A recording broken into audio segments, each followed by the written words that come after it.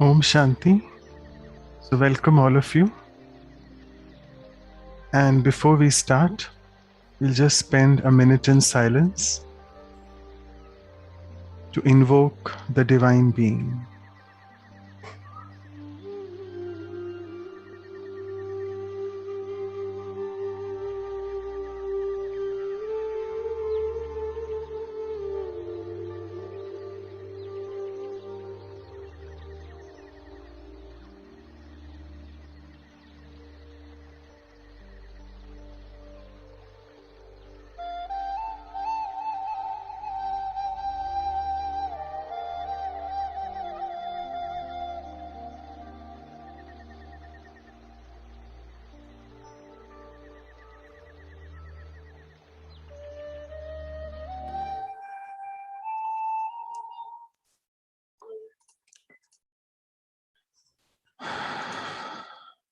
So, Om Shanti.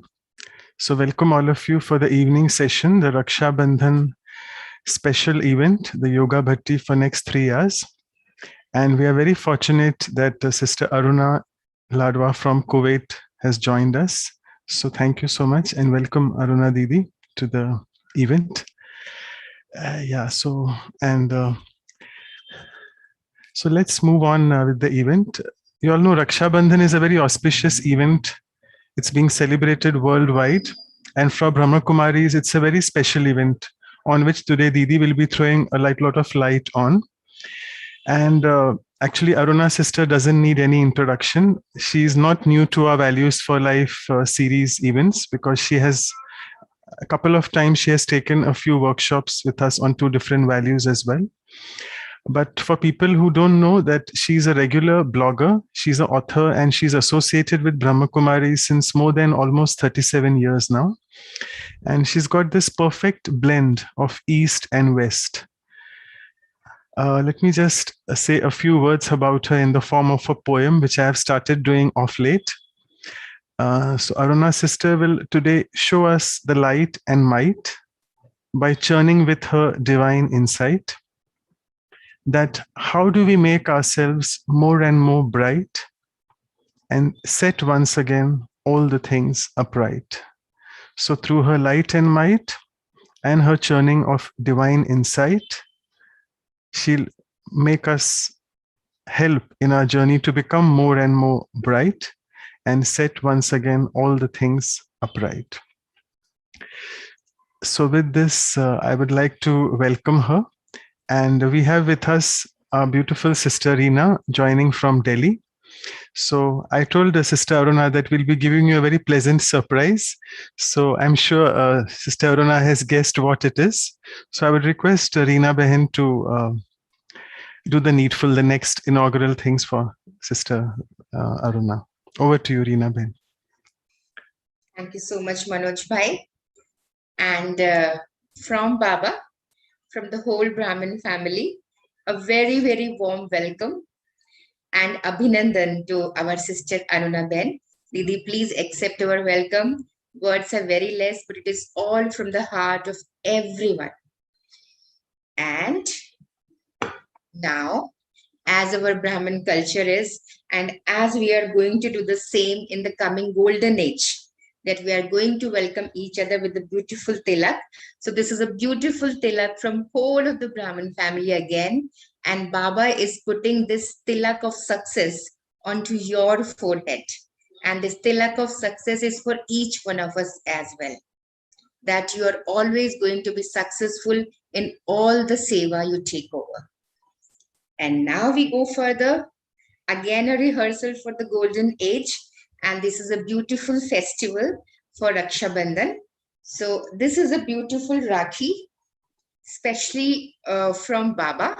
So I put it quite near, especially from Baba, especially from the Brahmin family, from the whole Vancouver team, and the whole Brahmin family of this whole globe. And now Baba is directly tying you Rakhi. Didi, put your hand forward. Baba is directly tying you Rakhi on your hand, and again Baba has made you your right hand. So Didi is the right hand for Baba, and obviously we are also tagged along with you. And next, Mukh Meetha, that is the sweet tooth. So these are the beautiful and very juicy and delicious fruits for you, because in golden age, we all are going to have the natural things. So this is called Babu Gosha. And I don't know what we call this in Hindi. I think peach or something else. So this is for you, Didi. Thank you from each one of us. Is it a pear? The pear, no? It's a pear, yeah. It's a pear, yeah. And little bit of apple for you. But it's not that I'm the one, the whole Brahmin family is giving you. And little bit of pomegranate also. Little bit. Thank you so much. Okay. And now, I think I'm beginning to feel that as if I'm in the golden age from all of us. And these are the beautiful flowers from Baba's garden for you. Welcome, Didi. Thank you so much. That's so sweet. And the most important part, this is my favorite because I like the blessing cards. So this is a beautiful blessing card for you from Baba. And you can see yourself sitting here in the canopy of Shiv Baba, and the whole responsibility of the whole culprit on you and again on each one of us. And this is the Sundar Vardhan from Baba. And I will read out for you that second में संकल्पों को stop कर अपने foundation को मजबूत बनाने वाले आप पास विद ऑनर हो. You are a pass with honor soul who can stop the inflow of thoughts in a second, and your pillar is very, very, very strong. So once again, welcome, Didi. Om Shanti, and a beautiful Raksha Bandhan to you from all of us, from the whole Brahmin family. Om Shanti. Welcome. Thank you so much. So sweet. And all the effort that you put to gather all this. Thank you. Very lovely. Very touching. So wonderful, lovely, huh? It's a surprise for me as well. And I think Aruna Didi will give us a surprise maybe towards the end of the talk, right? That's what you said. Maybe. If you say it, it's no surprise. Okay, no worries. So we'll start. And, we also have later joining with us Sudesh Didi from London. So both of the sisters will be covering on the spiritual significance of Raksha Bandhan, and also about our very dear Dadi Prakashmani.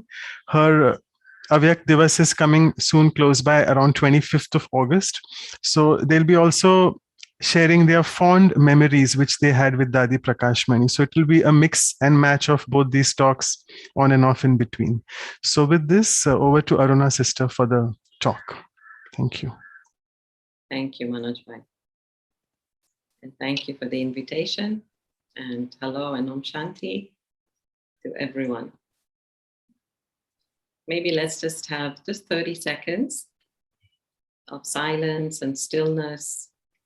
So we just prepare the mind, the intellect, and the heart to receive some thoughts.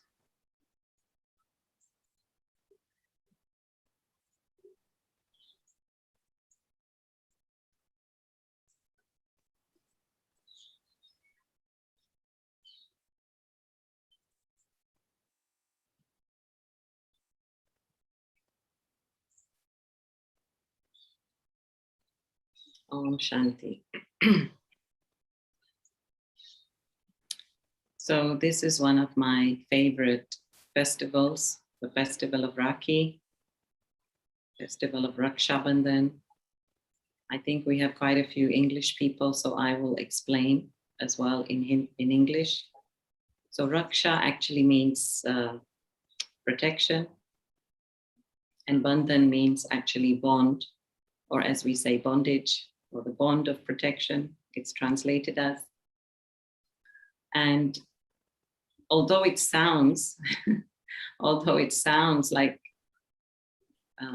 perhaps, suffocating, but it's actually very liberating.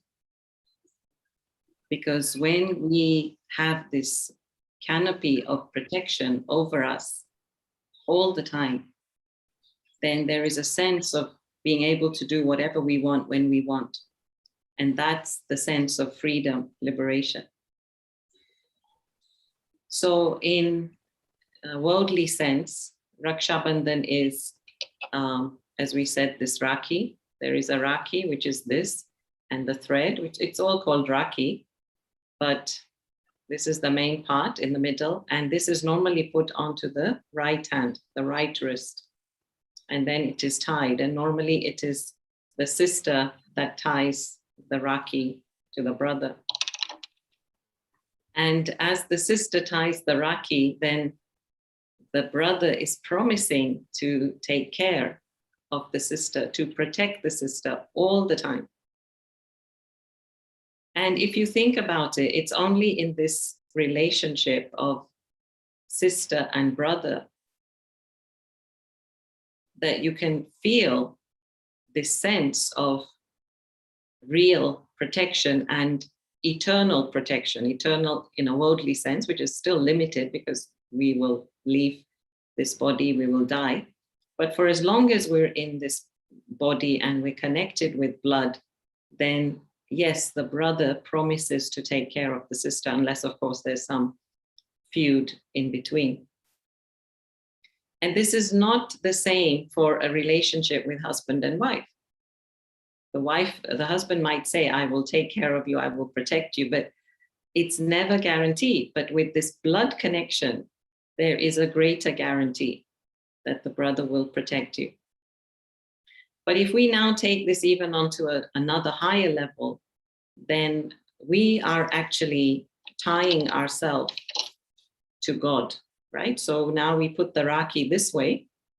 And so this is me and this is God. And then I am connecting with God. And as I connect with God, that is my knot, right? That is my knot, the tying. And what I'm really saying is, I belong to you, you belong to me. And for as long as I believe in you, trust in you, follow you, then I am guaranteed that protection from God. But again, it's me. I have to take that first step of accepting, acknowledging, and believing in God and having that faith and that trust. Because if you think about it, why God should not protect all the 8 billion souls? He should, right? All of them are God's children. So why should God not help every single one?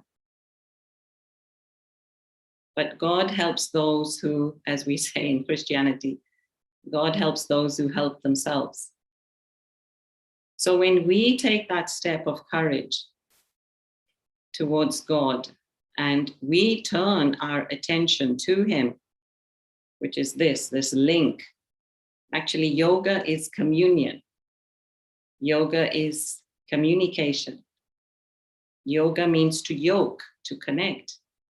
So when I turn my mind's attention to God, then God's light also focuses on me. And this is the feeling of protection. This is a feeling that I'm feeling personally, directly, that God is taking care of me. God is looking after me.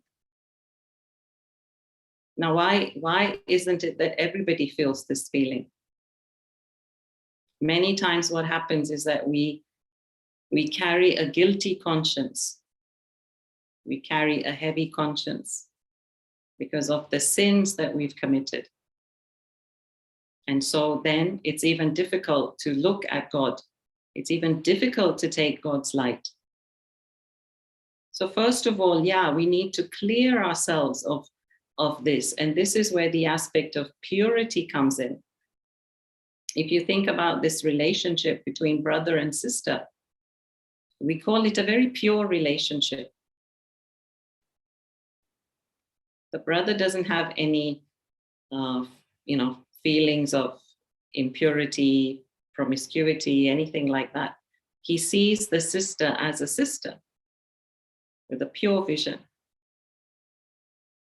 And so think about it. When the soul is just a soul, it doesn't have a gender. The soul is not male or female. The soul is actually genderless. But when we speak for sake of language, then we say he. But it can be she. It doesn't have a gender.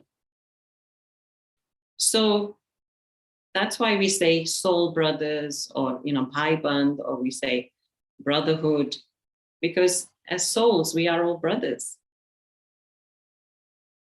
And there is this feeling that we are all the children of the one God. So I want to talk a little bit about this power of purity. We actually call it the power of purity. And power of purity is not just celibacy, it's not just brahmacharya. But power of purity means, can I at all times maintain the highest, purest vision for every soul? Yes, even the one that seems to be difficult.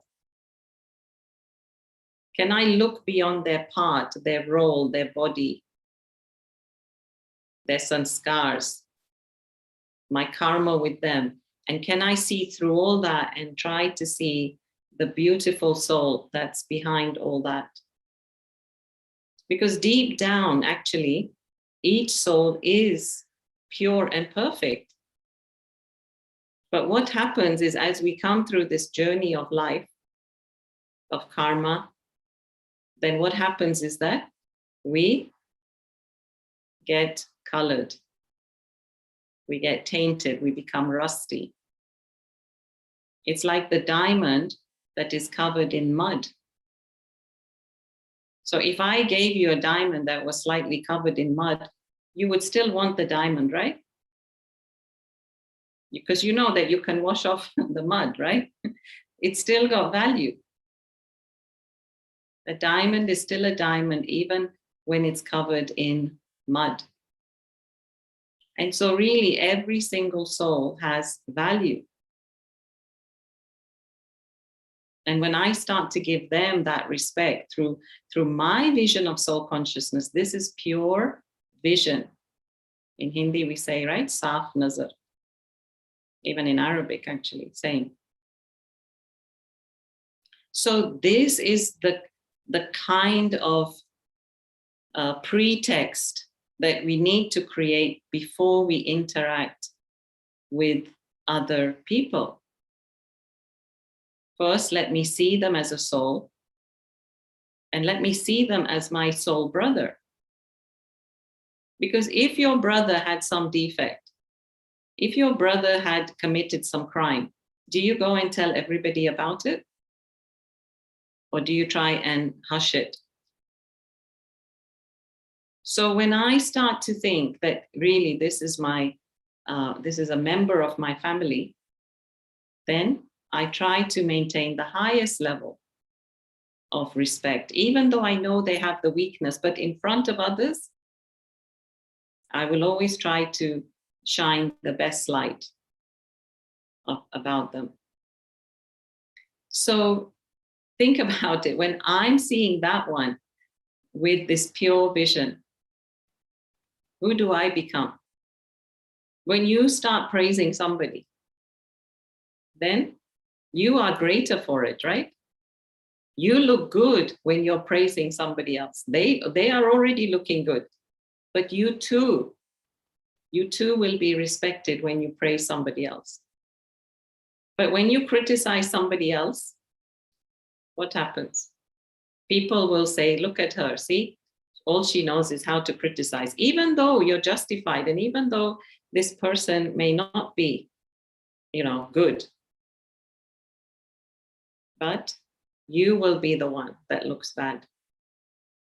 So why should I do this to myself?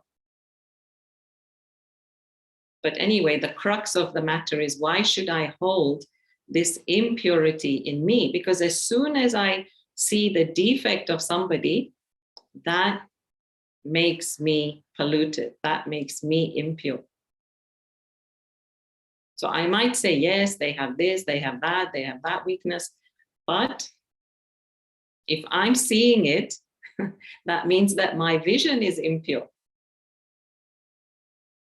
They've got the dirt, but I'm making my vision even dirtier by focusing on it and looking at it. So this is what I mean about purity. Purity is much more than just brahmacharya. If you look at sages and sadhus and even, well, for some time, the priests of the West, I mean, they are worshipped, they are praised. Why? Because of their purity, because they live celibate lives, because people know that this is a strength. It's not just the purity, but people know what it takes to be brahmacharya. So what they're really appreciating is the mental strength. And they, well, in past times anyway, they were trusted. We can't say that now so much, but in past times, if you were with some guru or sadhu, you could trust them 100%, because their vision was elevated for you. It was a pure vision for you. And if you think about it, they put the deities in the temple, but they put the heroes in the museum. The hero who's gone to battle, who's gone to war, who however many lands he's conquered, he will not be put in a temple. It is the deities that are pure. It's because of their purity that they are put into the temple. So they can be praised, but they cannot be worshipped. Whereas it's the deities that are worshipped, and that's because of the purity. So purity is also our wealth. Why is it our wealth? Because, as I said, it gives value to our soul. And when I will share some stories about Dadi Kumarka, you will see. Her name was Kumarka Dadi, meaning the pure one. And so that is wealth, because when you have this purity, you have this power, and the power becomes your wealth. Everybody is looking for power these days, but they're all looking for it in the wrong places, and they're all looking for the wrong power. They're all looking for power over others, not power over themselves. And the ultimate power is power over myself. So when I am in control of my emotions, when I'm in control of my feelings, then I'm in my power. Okay, and I want to show you this. So it's a funny diagram, but just a little visual. So basically, when I get emotional, okay? So for example, emotion could be anger, it could be lust, it could be ego, it could be greed, right? Jealousy. When I'm at the height of that emotion, right? So this is normality here. But then I get mad, or I get lustful, or I get very arrogant, right? Then I'm the furthest away from my discrimination power. You see that? My logic, my discrimination, my reasoning.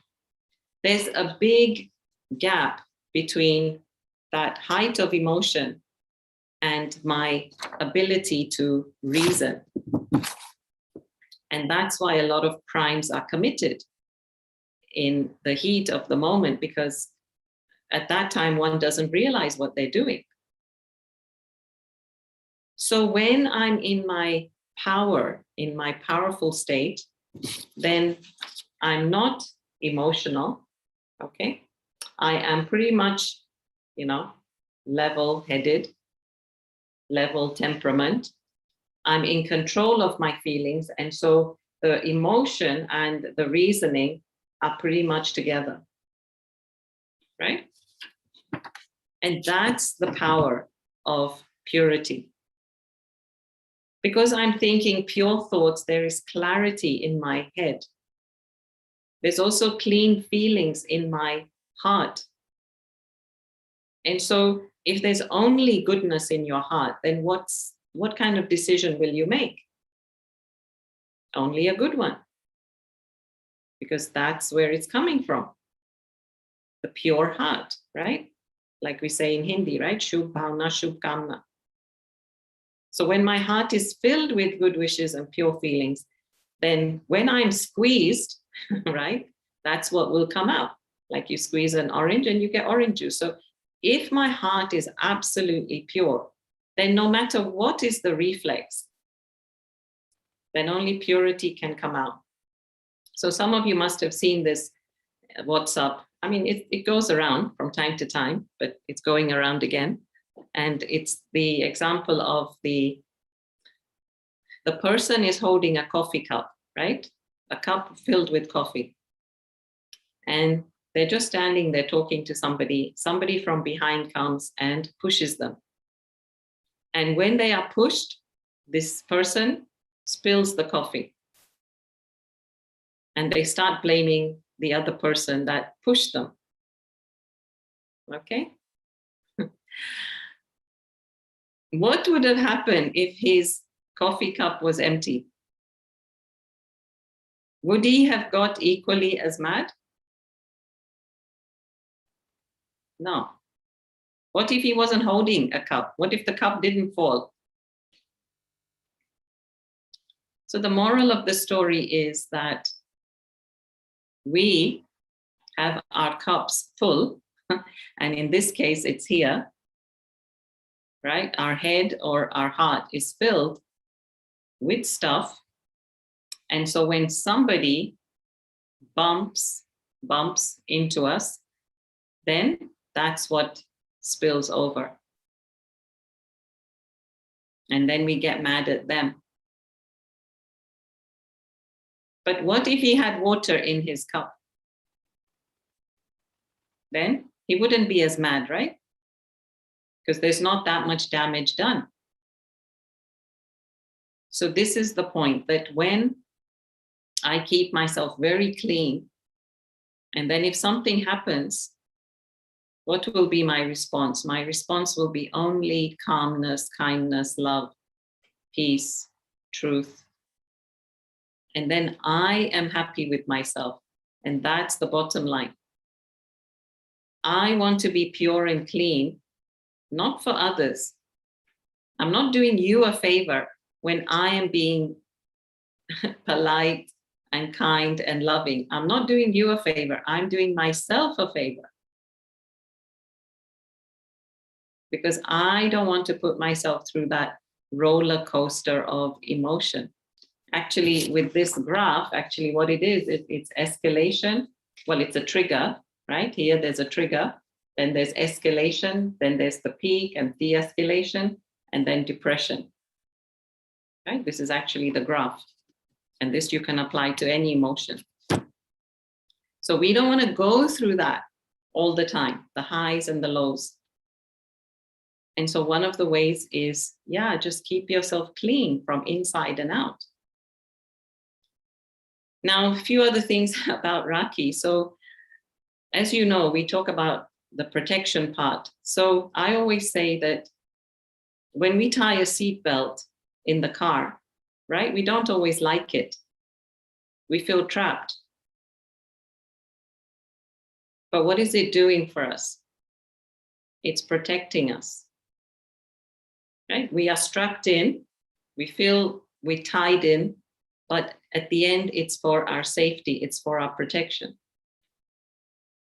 And so the same way that Lakshman, drew this circle, the Lakshman Rekha for Sita. And he said to her, look, for as long as you stay in this circle, you will be protected. But the moment you put your foot out of this circle, the protection will not be there anymore. The protection collapses. And so, of course, Ravan comes along, and then he grabs that moment, and the rest is Ramayana. So here too, what is that circle of protection? So circle of protection in a more very generic sense is for me to stay in my circle of virtues and values. Right? This is what this group is good for, right? The value series. If I can just stay always in my virtue state and not give in to the vice, then I'll be protected. And how does that work? Because when I'm planting those seeds of good deeds, then what am I reaping? Only goodness, right? If you're planting love, you're reaping love. If you're planting kindness, you're reaping kindness.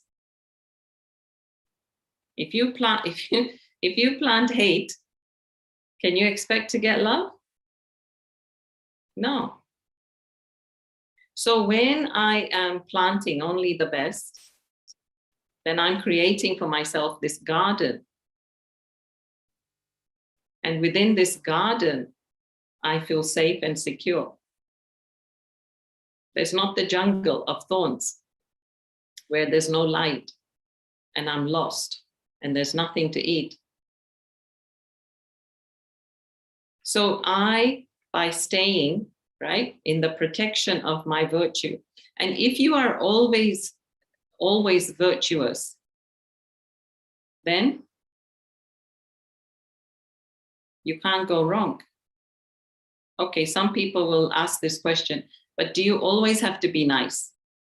Can't you sometimes be not nice? What if the other person is not nice? If the other person is not nice, that is their karma, right? What is my karma?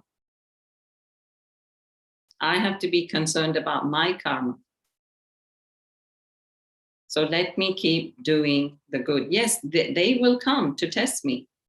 Others will come to test me. At every moment, there is a test. Should I give or not give? Should I be nice or not nice? Shall I smile or not smile? Every moment, it's a test. But I have to keep passing this test. And when I keep passing, that's when I become powerful. Okay, so back to the power. The power is my virtue. The power are my thoughts, the quality of my thoughts. And of course, power is my connection with God. Because why are we soul brothers? It's because there is a God. There is the Father present. When the Father is not present, then we don't know each other. But now we know, we understand that we are soul brothers. Why brothers? Because there is a father, there is a mother, there's a supreme. So when I am connected with that supreme, that's the source of my power. And what am I doing in meditation? I'm opening up to that powerhouse. And for that, really, I have to first clean myself out. I have to empty myself, so that I can be in a state to receive. And when I receive, then yes, I have the power to do anything I want. So power is very simple, actually. Power is recognition of the true self, connecting with the truth, the true one, in the true way. This is power. And then regarding Rakhi, I'm sure some of you know that in the olden days, one queen used to send Rakhi to the king of the neighboring state. And by sending the Rakhi, what is she saying? She's saying that I make you my brother. And when she sends this Rakhi as a sister, then he dare not attack this kingdom, because now his sister is there in the state next door. So in the olden days, Rakhi was also used in this sense, to win over others, to win over their trust. And then Rakhi, as in, I said, no, Rakhi is, purity is wealth, but purity is also health. Because when I'm having the highest, purest types of thoughts, who and what is it affecting first? And it's affecting me first. As soon as you have negative thoughts and waste thoughts, it's not affecting that person, it's affecting you first. Think about it. So again, you're justified. You think, well, they are not being nice. I'm justified to think like this. Okay, you can think like that, but you're damaging yourself. You're damaging your heart, your organs. That's why you get BP and stress and heart attack. And so it's not worth it, really. Having a pure vision, pure heart, pure feelings will benefit me first. Okay, so always keep that in your mind. And now I would like to talk about a few things about Dadi. So yes, Dadi, some of you might know that, well, Dadi was Dadi Kumarka, but her official name was Dadi Prakashmani. And she was called Kumarka because she was pure, as pure as a Kumari. And everybody felt this from Dadi, actually. And there were many sadhus. One time there was a conference that was held, and they had invited about 200 people, but only about 180 came. And out of these 180, many of them were, like one of them was very senior sadhu, right? Mahamandleshwar. And then he brought his high chair, because again, the custom is that, they have to sit higher than everybody else. Right? So sab apni unchi unchi kursi le aaye. And then Dadi happened to be there somewhere near the Baba's room or somewhere there. Like it wasn't the hall, it wasn't a formal thing. And so again, because their chela, right, their staff are going around holding this chair, so he can always be above the others. And so Dadi just said very lovingly, Yaha beto, right, sit here, sit next to me. And again, they're not really meant to sit next to women or on the same couch as the women. But just because of Dadi's bhavna, Dadi's purity, he just accepted and he just sat on equal, par with Dadi Kumarka. And at some point, this Pallu had touched him, right? And so next day in his experience in the hall, he's sharing all this. And he's saying that I have never met somebody like Dadi Kumarka, like Dadi Prakashmani, and I can still feel her vibrations of purity. It just touched him slightly, and her sari touched him slightly, but it was her vibrations of purity that really, stunned him. And then there was another astrologer, and Dadi was standing, right, with her hands to the back, how like you hold them at the back like this. And so somehow he saw the palm of her hand. And this was an astrologer that again had come to visit the ashram. And he said, you have such an elevated future. You are going to become a princess. And he didn't know much about her. As I said, he just came to visit, but just seeing this, lines. And he said, you are a very elevated, both Mahan, Pavitra Mahan Atma. You're a very pure, elevated soul. So you can see how people who didn't know her, right, felt this way about Dadi. And even our spiritual teacher would say that Dadi's life is like a diamond, right? Ke aapka jeevan heera jaisa hai. Aap ek heera jaise ho. And that's why she was known as Prakash Mani, which is called the jewel of light. So you can see what a diamond is like, right? Shining, sparkling, beautiful, has so much value, always spreading the light, shining the light. And really, Dadi was like this. I mean, I was very young growing up with Dadi, and because I was always with Dadi Janki, anytime, both were together, we were always in Dadi Janki's camp. But Dadi Janki would always tell us, go and meet Dadi, go and sit with Dadi. And I remember the times when we started going to Mount Abu, Madhuban, the headquarters of the Brahma Kumaris. And as soon as all the double foreigners, right, all the foreigners from abroad started to come, Dadi started to take so much interest in us. And she would ask all of us, are you okay? Right? Every morning after the class, she'd say, are you okay? Do you have enough blankets? Do you have the right food? Because she knows we cannot eat all this Indian food all the time. And so then Dadi started to make steamed food for the double foreigners. She started making chips, right? This, what do we call it? Yellow food. So that we could feel that, yeah, we could have something, comfort food. And ice cream, then Dadi started to have ice cream made for us.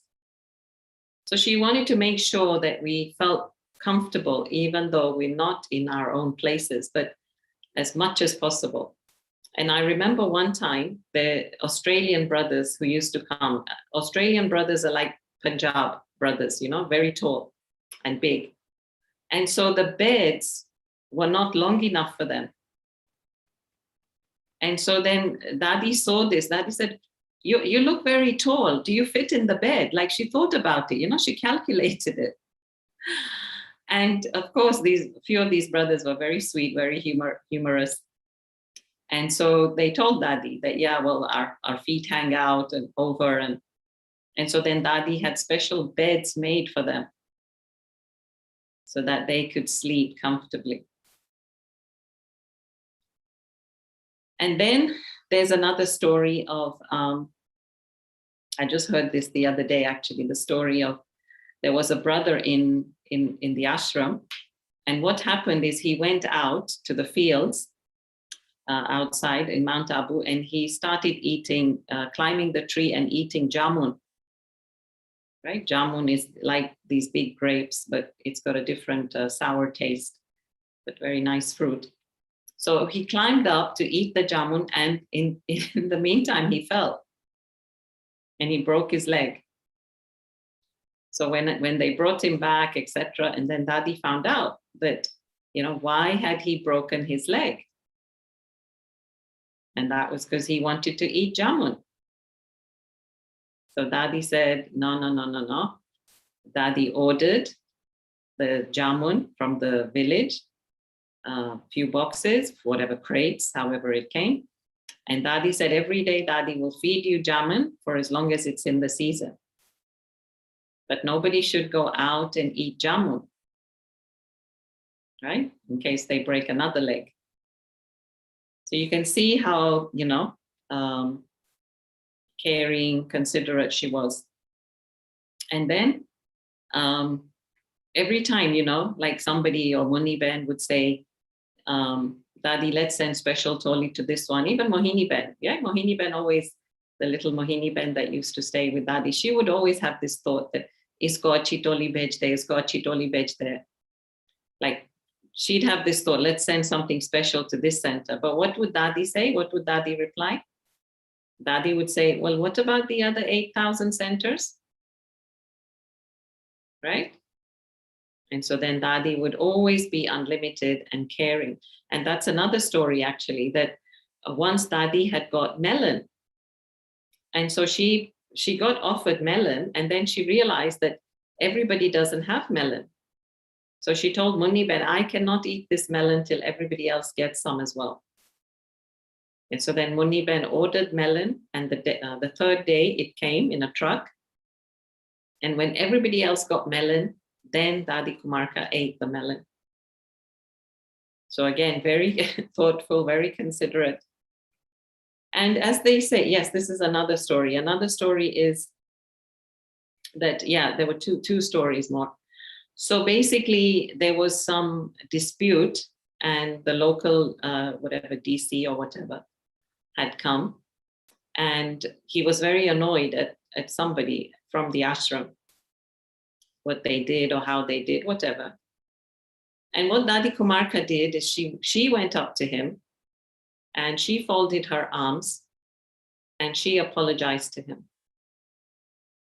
And many times, it's not just once, but I've heard many times how Dadi never had this thought that they made the mistake. Why should I apologize? But Dadi would apologize on behalf of Baba's work, on behalf of the institution, that I'm sorry that this has happened, or, I apologize, or we apologize, and that it won't happen again.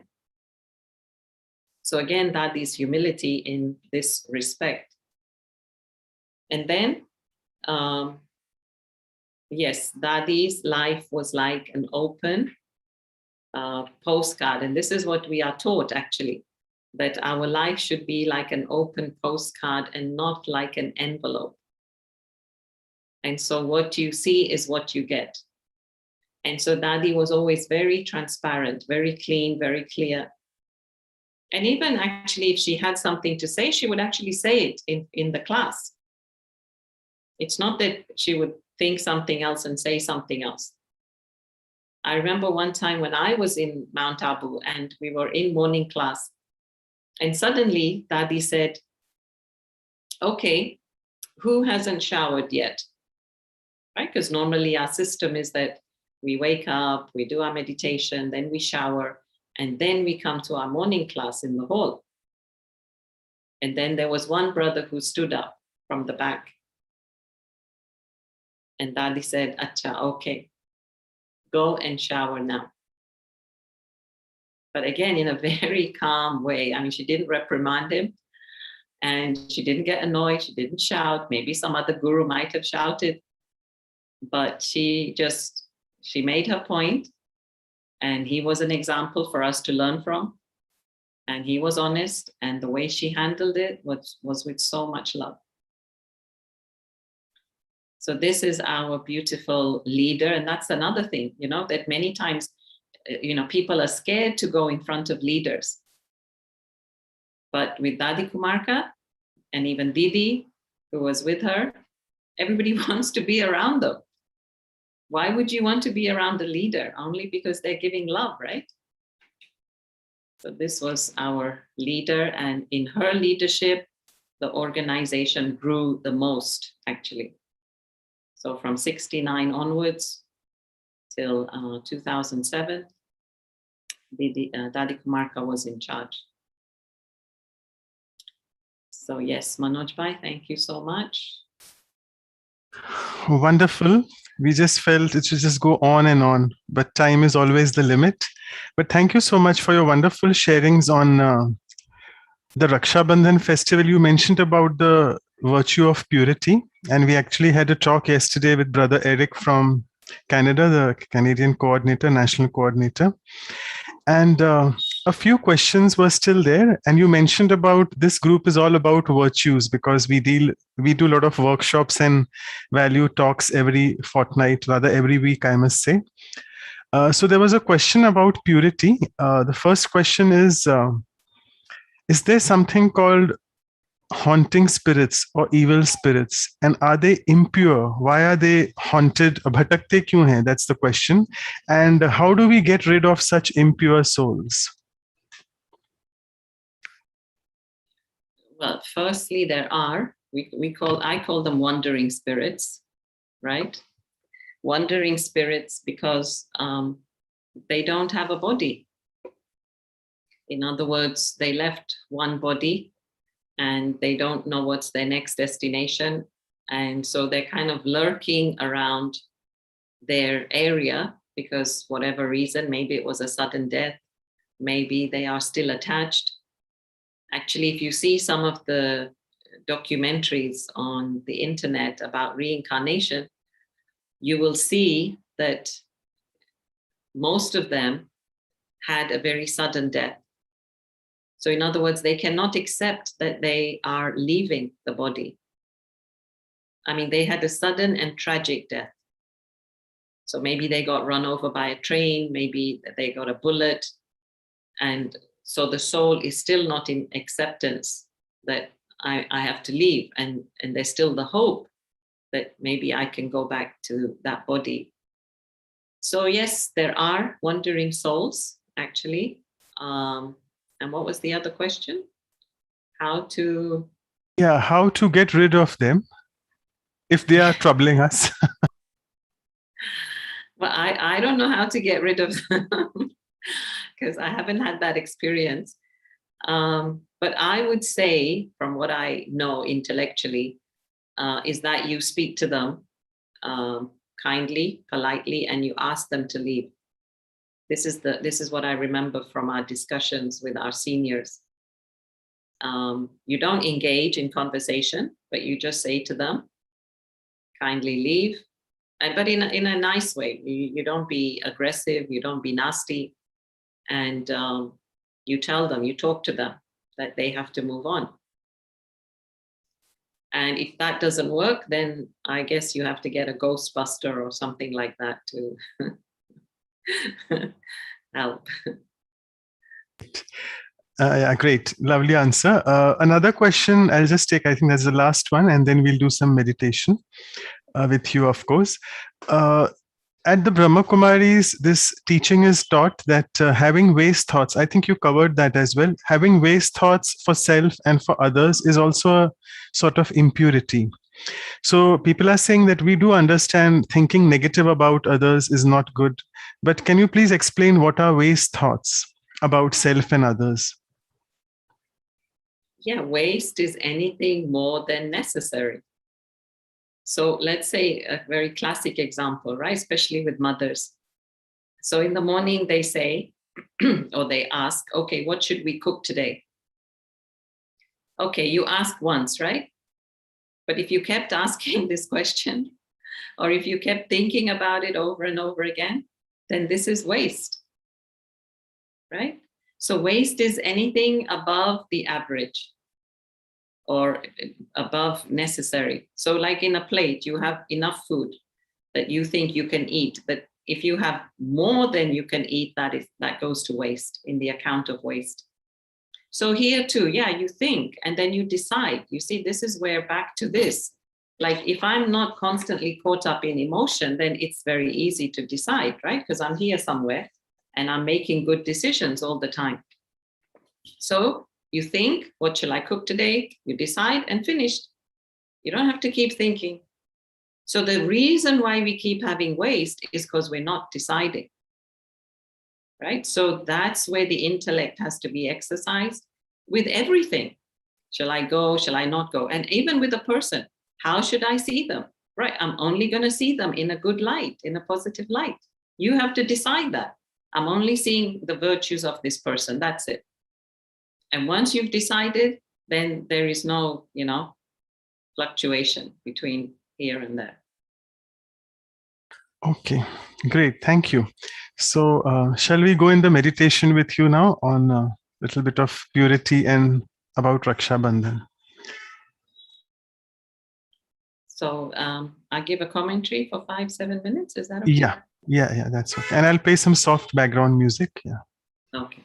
Is that okay? Or yes. okay. Yes. Okay. So yeah, just sit comfortably.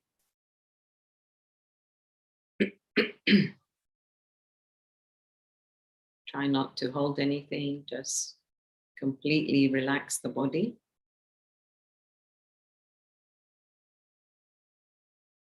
So first we still the body.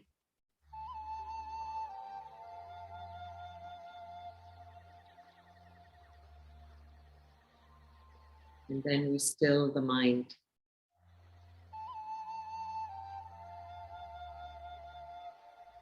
So that means we just create one very powerful thought.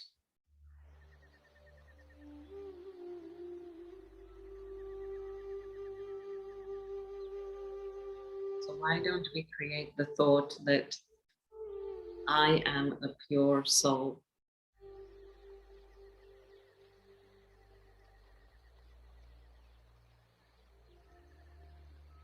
And just as I have this pure thought,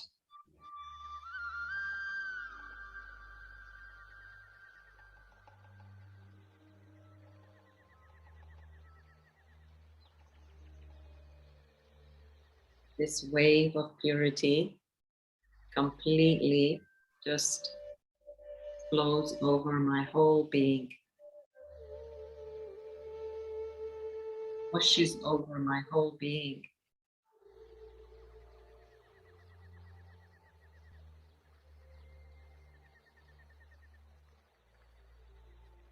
And now I'm not only pure, but I'm also powerful.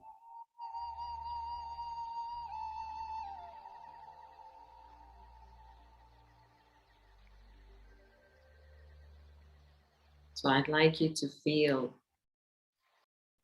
the power within you, the power of goodness, the power of your clean heart.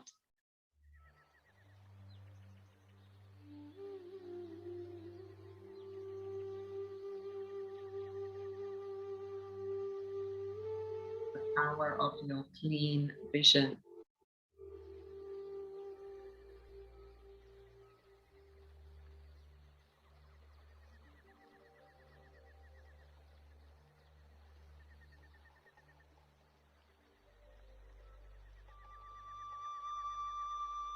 And that means I can look at anything and then only take in that goodness.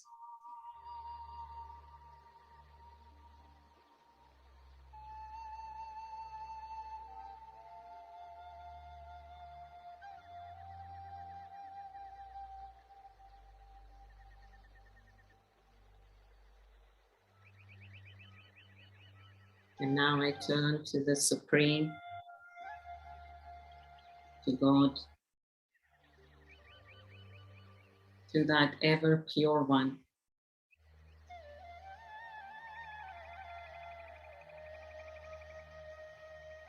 And once again, as I just stay under that light, I begin to feel that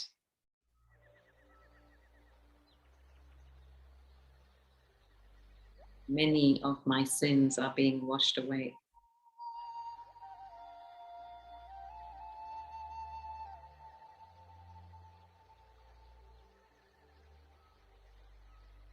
God's light is the pure light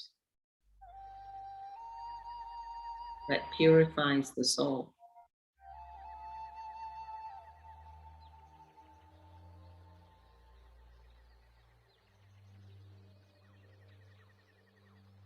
And I begin to feel light. Light as in without burden.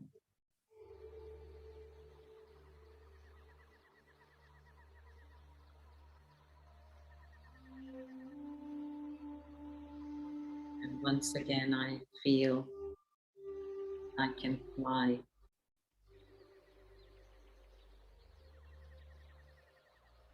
The soul can now fly freely.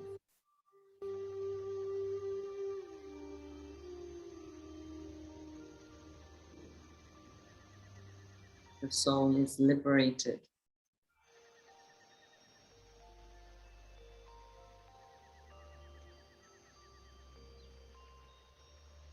So just stay in this feeling of always being under the canopy of God's light.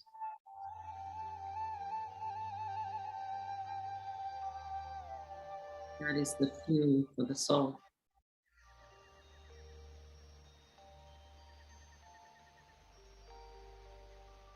And the soul is always free.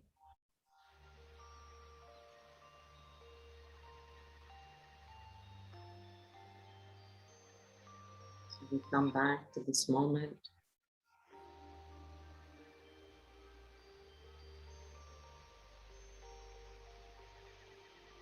Raksha. Om Shanti. Thank you so much, Sister Aruna. And yeah. Can I show you my surprise? Yes, absolutely. I was wanting to ask you that. Just stop the music. Okay. This is a big Rakhi. Wow. All of you. That's actually part of our decoration. And So yeah, just Toli. We have Toli for you, Manoj Bhai, and the class. Yes. I'm sure it's of dates from the Middle East. Yeah. Exactly. Is it chocolate or it's dates? Yes, it's It's dates, nuts, and chocolate. Right. Yeah. And it's gluten free Yeah. and dairy free because it's vegan chocolate. And well, this Rakhi for you, Manoj Bhai. Yeah. Thank you so much. I accept it. Yeah. No, and just the tray. I know the sister showed, but I had all this for you, but there's not time. And That's fine. so, Yeah. Rakhi blessings.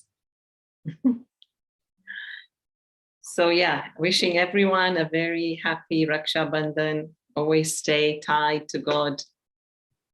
Yeah. And that's where we find our protection. Yeah. And if I could request all of you all to maybe open your video cams and take Drishti from Aruna Didi, and we'll have a small photograph session as well, so that it will be a big remembrance for you forever. I'll see how many I can take. Sorry, I'll take a few more minutes. Yeah, thank you. So people have started coming in. I'll just copy paste, just a moment. Yeah, that's it. Yeah, not many on page 2. I'll just quickly take this as well, and that's the last one. Good to see faces now. You know, that's the big catch. When we ask them about the photos, they do immediately keep it on. That's great. But thank you so much, all of you, for joining. And thank you so much, Aruna sister, for sharing your beautiful experiences and your time as well. Thank you. Welcome. Thank you so much. Om Shanti. Yeah. Om Shanti. So let's move on now further in our Bhatti. So we'll be having this next 1 hour. Actually, just some news for you. Sudesh Didi may be joining half an hour early. Sorry. So half an hour, 45 minutes early. So India time. So maybe next 45 minutes from now onwards, we'll be going in the meditation mode. And we'll be also having quite a few beautiful songs on Raksha Bandhan, how Brahma Kumaris celebrate that. And a little bit of songs just to hear and soothen up the atmosphere for meditation on Raksha Bandhan, and then light music for the next 45 minutes.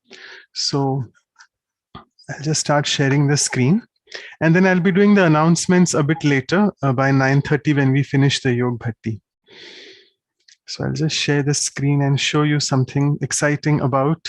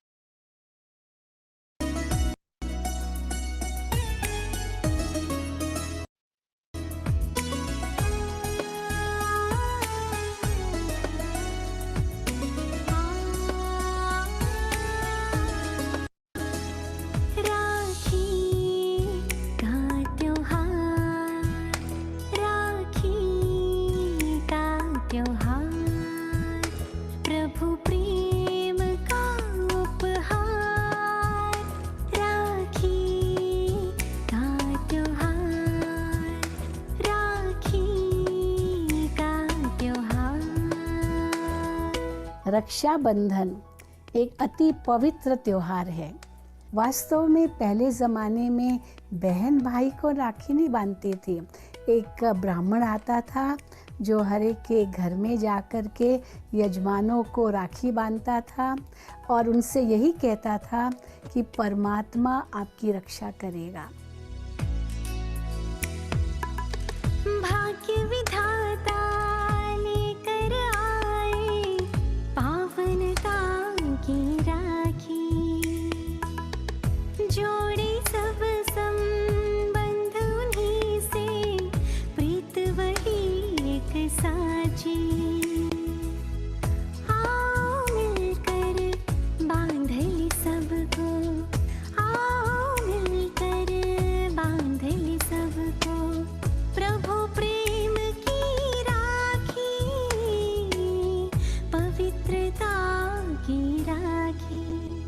राखी का त्योहार, राखी। जब बहन भाई को तिलक लगाती है, तिलक आत्म स्थिति की निशानी है कि हे आत्मा, अपने आप को पहचानो, आप ये देह नहीं हो, आप एक अति सूक्ष्म ज्योति बिंदु स्वरूप आत्मा हो। फिर उसे राखी बांधी जाती है ताकि आत्मा ये प्रतिज्ञा करे कि हम अपने जीवन को पवित्र योगी बनाएंगे, विकारों को जीतेंगे। फिर हम भाई को मिठाई खिलाते हैं, ये मिठाई जीवन के मिठास की निशानी है। और फिर भाई रिटर्न में विकारों की प्रतिज्ञा करता है कि ये मैं दान में देता हूँ। आत्मस्मृति का तिलक लगाए, देह भान को छोड़े, मुख मीठा कर आपस में हम मीठी वाणी बोले, शुभ संकल्पों की तोहफे देकर, शुभ संकल्पों की तोहफे देकर, मिलकर सतयुग लाए, आओ स्वर्ग बनाए। आप सभी भाई बहनों को हार्दिक निमंत्रण है। आप किसी भी नज़दीकी सेवा केंद्र पर जाएं और रक्षाबंधन के अवसर पर ब्रह्मा कुमारी बहनों के द्वारा ये पवित्र राखी बंधवाएं और कुछ संकल्प करके जाएं, जिससे कि आप अपने जीवन में सुख लाएं, शांति लाएं, प्रेम आनंद लाएं, इन बुराइयों को जीतें और परमात्मा की आशीर्वाद प्राप्त करें। राखी का त्योहार, राखी का त्योहार।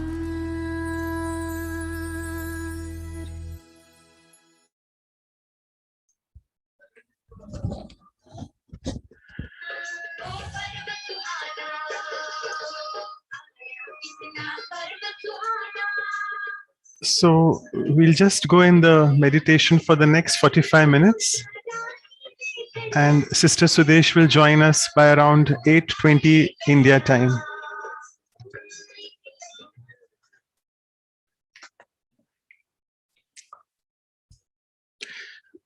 So let me just remind you, as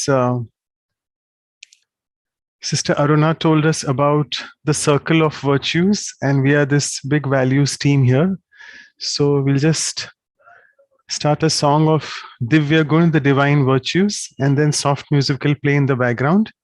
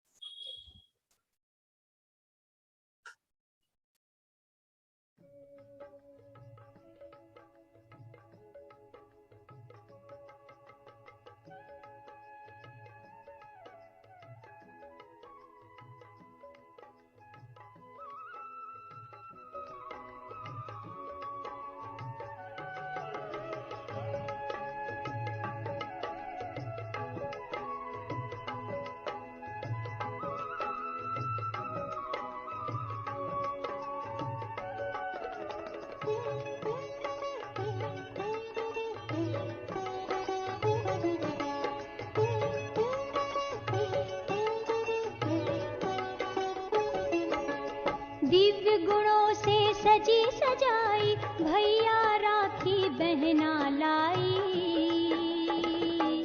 राखी बहना लाई, राखी बहना लाई। अव्यक्त मोतियों से जड़ी पवित्र धागों से बनाई,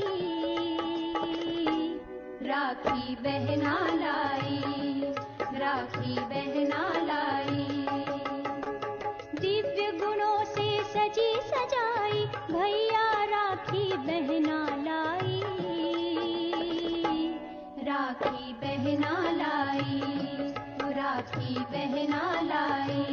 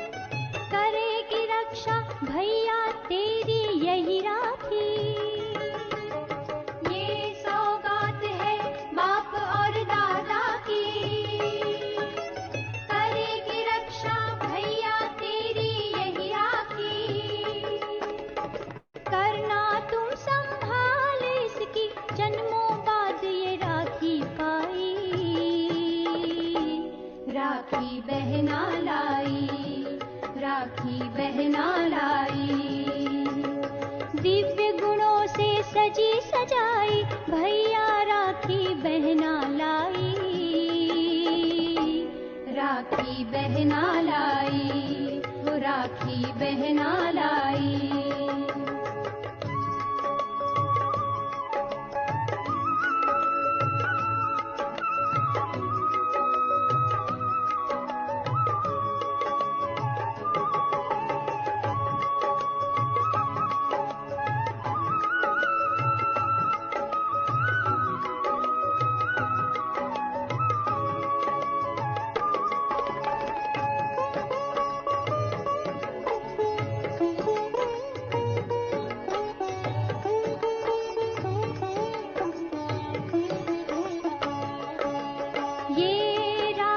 सर्वगुण संपन्न बनाए, सूक्ष्म आकारी फरिश्ता यही बनाए। ये राखी सर्वगुण संपन्न बनाए, सूक्ष्म आकारी फरिश्ता यही बनाए। जो बांध ले भैया ये राखी, करता है वो अनोखी कमाई। राखी बहना लाई, राखी बहना लाई। दिव्य गुणों से सजी सजाई भैया राखी बहना लाई। राखी बहना लाई, राखी बहना लाई।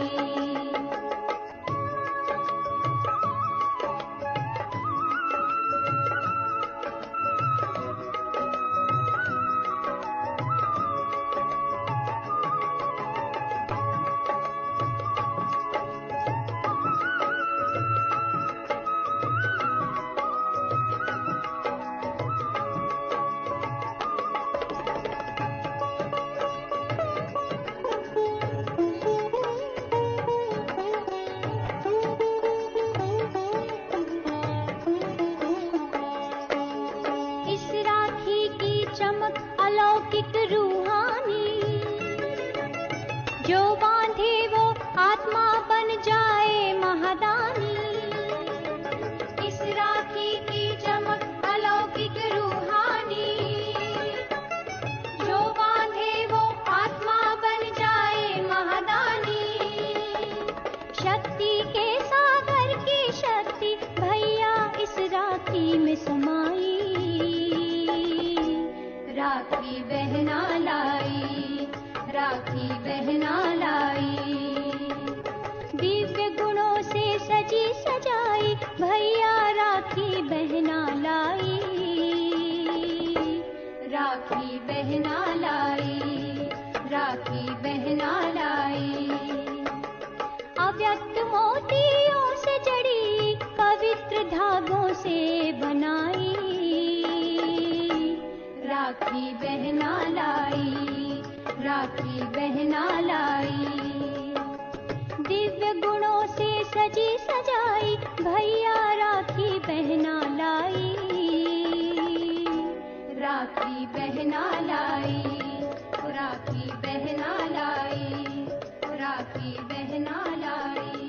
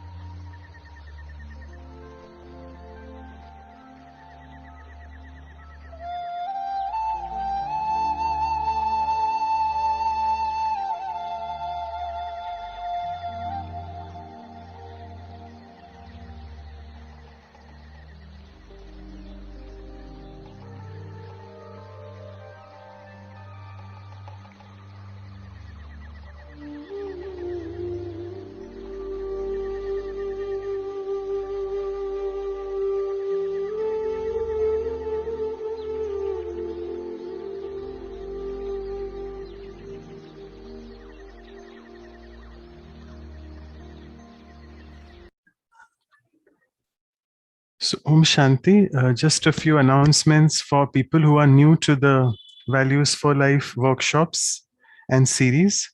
So, if you're interested in receiving information more, we do these series fortnightly. I'll be announcing them later, the next episodes and workshops. So, feel free to share your WhatsApp number and even your email, because we send the review materials as well through emails after we conduct the workshop. So if you can please share your contact details, either with Vidhi's sister, you can find her name, it's there in the participants as a co-host, or you can send it to me or to everyone. So your name, emails, and WhatsApp number. And now it's around 8 o'clock. Let's look at another video of Brahma Kumaris going to the powerful, peaceful, and very, very pure land of Madhuban. So let's take a virtual tour of that.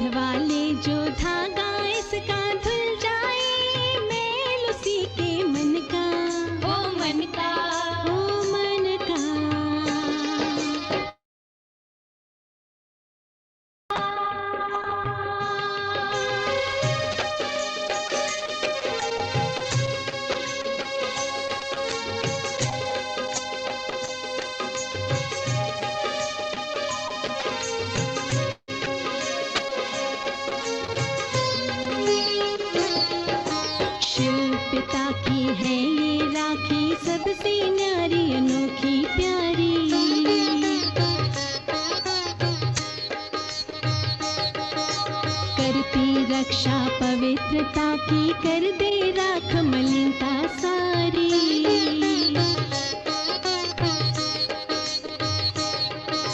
सुख शांति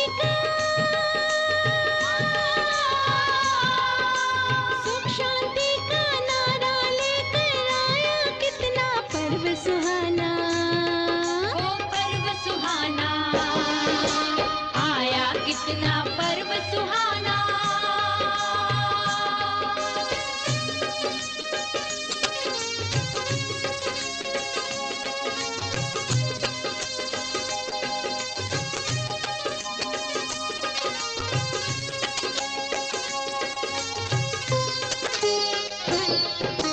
प्रेम शांति और पवित्रता का पहनाए सबको ये गहना।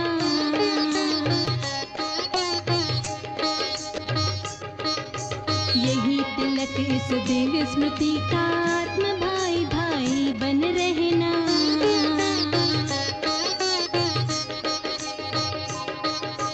दिव्य मधुर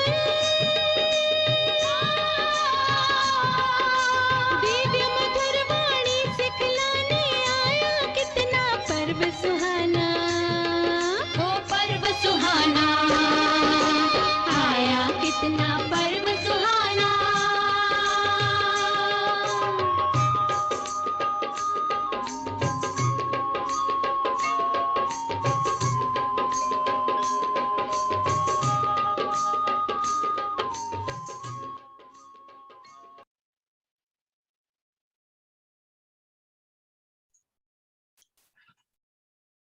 So thank you all for sharing your emails as well. So just let me make a few announcements. You can take a little bit of break in between, and then we go into the next powerful meditation after the announcements for the next 20 minutes. And Sudesh Didi will be joining us after that.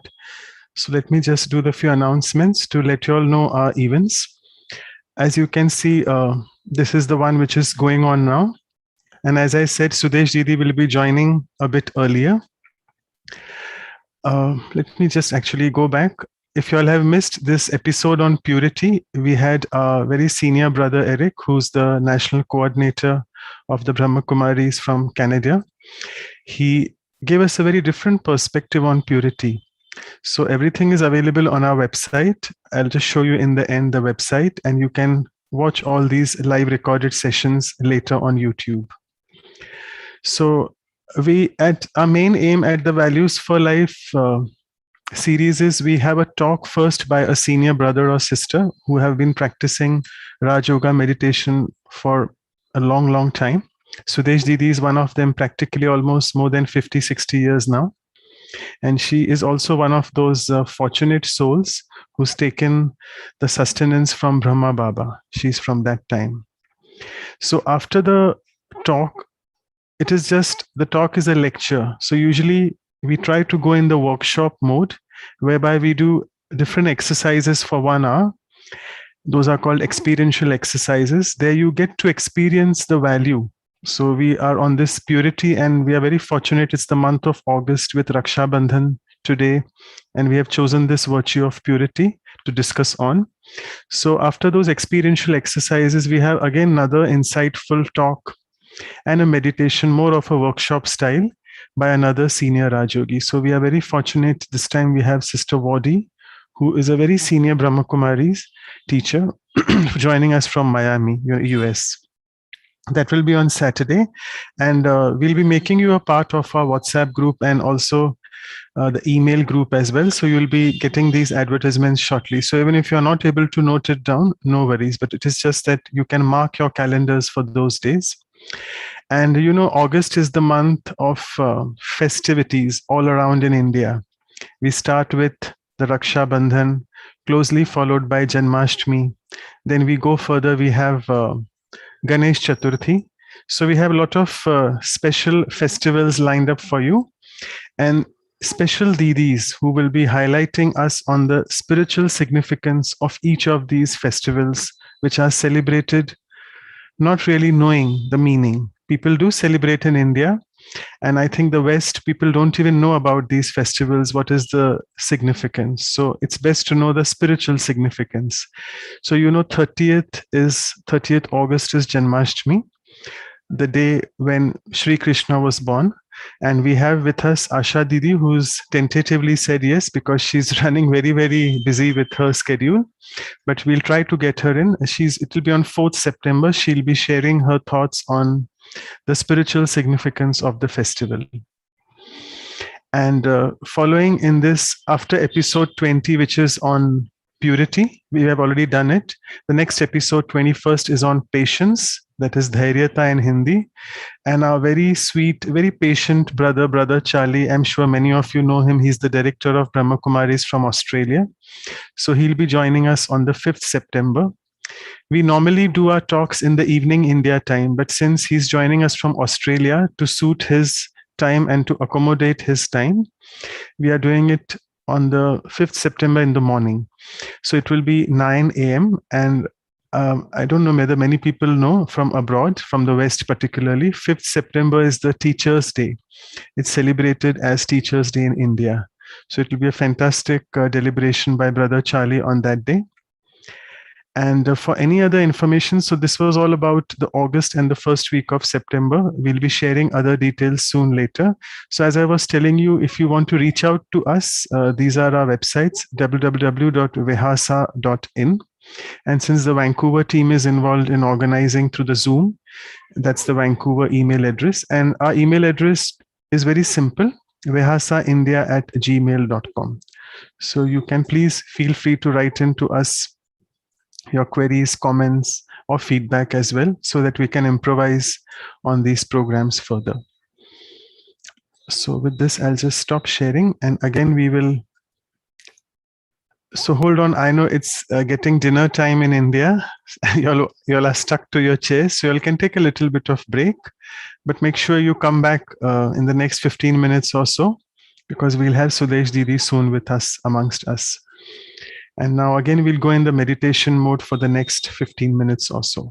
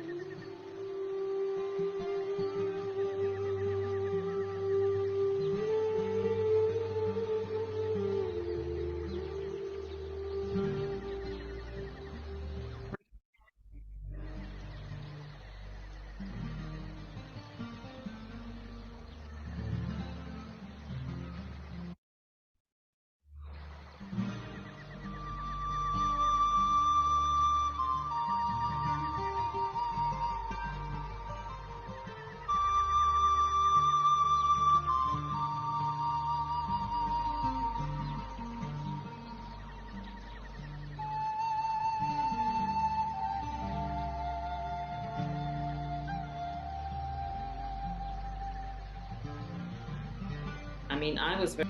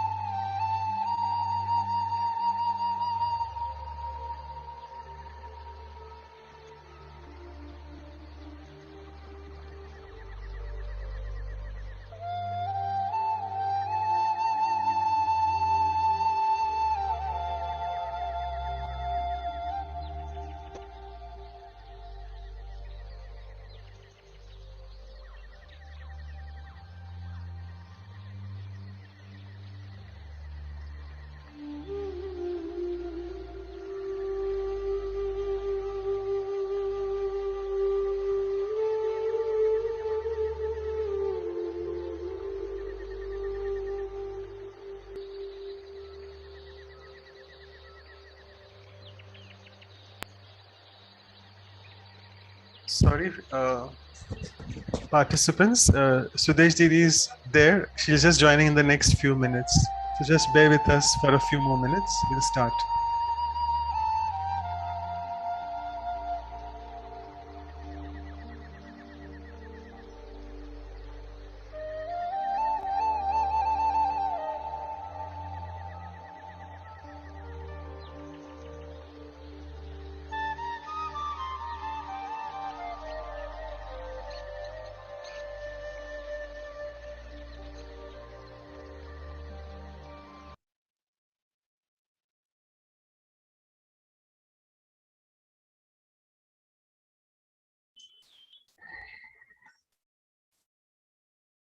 Yes, Om Shanti.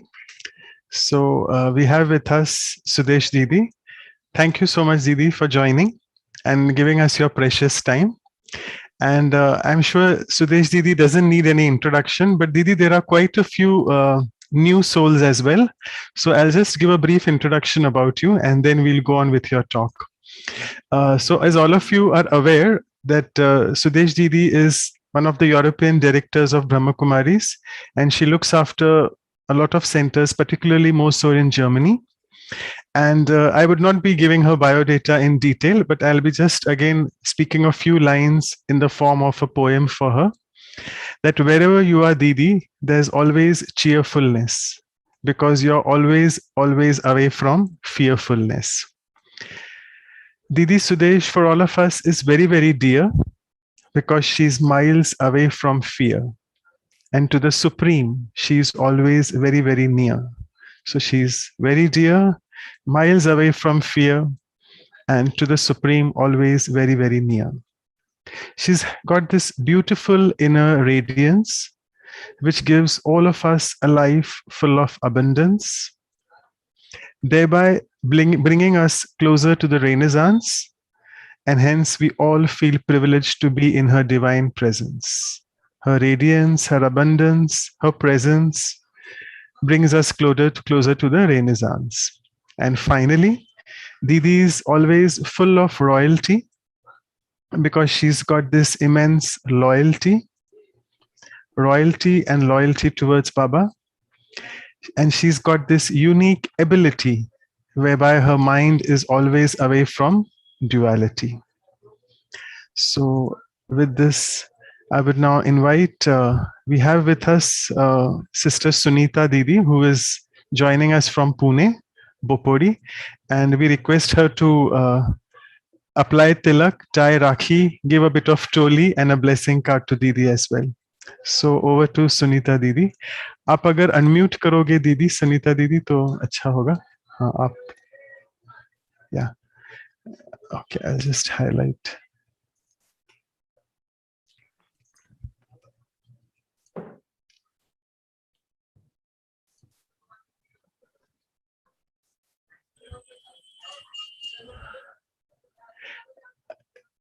दीदी आपको unmute करना पड़ेगा.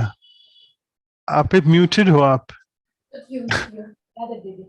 No not दीदी सुदेश, सुनीता दीदी आपको unmute करना पड़ेगा. आपका आवाज नहीं आ रहा है.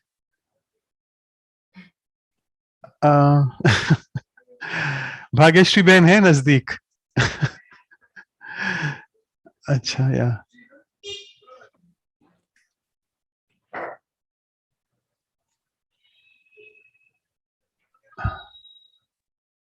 हाँ या बोलिए. हाँ हाँ, ओम शांति दीदी. ओम शांति.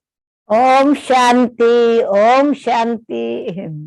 हाँ दीदी, पूना बोपटी सेंटर की तरफ से आपका हार्दिक स्वागत है. स्वागत है. और आप विश्व की सभी आत्माओं को दिशा निर्देश देने वाली तथा सबको उड़ती कला में लेके जाने वाली हमारी मीठी प्यारी सुदेश दीदी जी, आपकी दिव्य और अलौकिक पालना हम सबके ऊपर बरस रही है तथा सुरक्षा कवच बनकर हमारी रक्षा कर रही है. तो दीदी जी, रक्षाबंधन की हार्दिक शुभकामनाएं तथा हमारी ओर से प्यार भरी राखी स्वीकार करना जी. और सबसे पहले ये तिलक लगा लिया। हाँ दीदी जी, ये राखी स्वीकार करना है। हाँ, थैंक यू, थैंक यू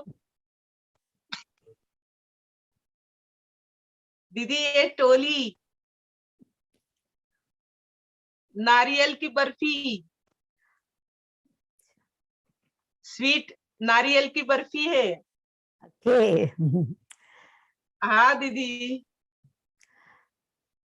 बहुत थैंक यू, अच्छी तरह थैंक से यू। प्यार से स्वीकार किया। समझ लिया कि उसकी रूहानी सुगंध, स्पिरिचुअल प्यार भी पहुंच गया टोली के साथ। यस, थैंक यू दीदी, थैंक यू दीदी जी। Thank you. Thank you, Sunita Didi. And over to Sudesh Didi now for the talk. So, Sudesh Didi, you can start. Thank you. Okay, Om Shanti, Om Shanti. बहुत प्यार से आप सबको भी रक्षाबंधन की शुभकामनाएं, शुभ भावनाएं। विशेष करके आज का दिन पूर्णमासी का दिन, सत्यनारायण का दिन। Sorry, Didi, you have to speak in English. I'm so sorry. Okay. Yeah. All right. अच्छा बहन जी, because sister started speaking in Hindi, so I thought it was in Hindi. Okay, Yeah, no all problem. right. Once again, greetings of Raksha Bandhan. Raksha Bandhan, a bond of protection. Rakhi is the festival of relationship, not only just brother and sister. It's a message, a pure relationship, very pious relationship, connected with the pure feeling of the inner potential, pure relationship, keeping the parents in the middle. It's always, traditional system is that a priest used to come and tie Rakhi on the hand of all those who are children or elderly or young ones or married or unmarried, women or men. In fact, it is the festival of reminding to perform righteous actions, to be connected, practicing, promising to follow some discipline which enhances your personality, and it is the tie of values. Value of purity, value of purity, value of morality, value of love and respect. Always I keep Rakhi system here. थाली नहीं है राखी की यहाँ पर, अभी course room से ले आओ बोले। तो in fact हम, it is always at the present time is a time of protection, especially needed protection for everyone. There are many challenges that we are facing, and if we look at a time of festival of Rakhi just now for many years, which has been being celebrated, of course it's a very beautiful festival of brother and sister relationship, and brother should protect sister. That's why sister is tying Rakhi. Which kind of protection it could be expected from a 2 days old baby?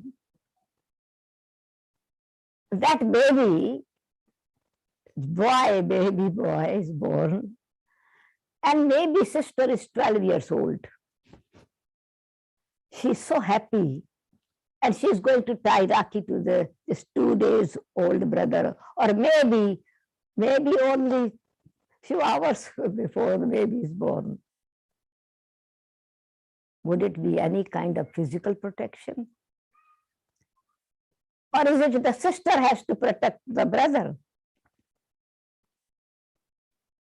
So in fact, the message is, when there is the relationship of brother and sister, it's a naturally shield, a kind of protection from the vision, negative vision, impure vision, attraction, temptation towards the physical body of male and female. Think about it. A sister can be maybe Miss World, very professional, very special, very beautiful externally, or maybe very well, of course, very, very special, virtue-wise, character-wise, beauty-wise, status-wise. Brother would never have thought, gosh, this could be mine. He is happy, she's my sister. There's no impure thought, no impure vision, not emotional kind of attraction towards the physical body. It's great respect and love coming from the heart. No fear, great joy is there. No restriction of being together. Same applies to the brother. Brother can be a hero or can be with having a very high position. Sister is proud of her brother, has blessings for the brother. May you progress further and further. It's the reason the parents in the middle are making the aware naturally the power of purity. It's a spiritual application as well, because moral values protect the person. Spiritual value is the power to face the situations. And Raksha Bandhan, as you see that Rakhi, what does it mean? This Rakhi, Raksha Bandhan, Rakhi is actually a thread, as sisters shown me, but I'd be Rakhi. What does it mean? It in fact is the thread. In the middle is this point of light. And on both sides are 2 threads. These 2 threads are actually the love and faith. And the other side, love and faith, love for my values, love for my spirituality, love for my purity, love for my promise that I make to bring transformation in myself, or love and determination to protect myself against negative attacks or influences, and also support others to develop their powerful qualities in life. And so it is in fact a practical power of protection. When we look at the unlimited with unlimited awareness, then we are children of the Supreme Being, the Supreme Soul. Our parents, for everyone, without any discrimination of caste, color, age, community, young or old, sick or healthy, there's no difference. All whoever remembers directly or indirectly, at the time of happiness or a time of sorrow, oh God, Father. In India, in Bharat, his praise is, you are my mother and father supreme. Praise is sung of the Supreme Soul, Supreme Father. And so in fact, it is the relationship, realization of relationship between brother and sister. And so this is why this is the festival of Raksha Bandhan, is protection by having connection, relationship with the Supreme Being, the Supreme Soul.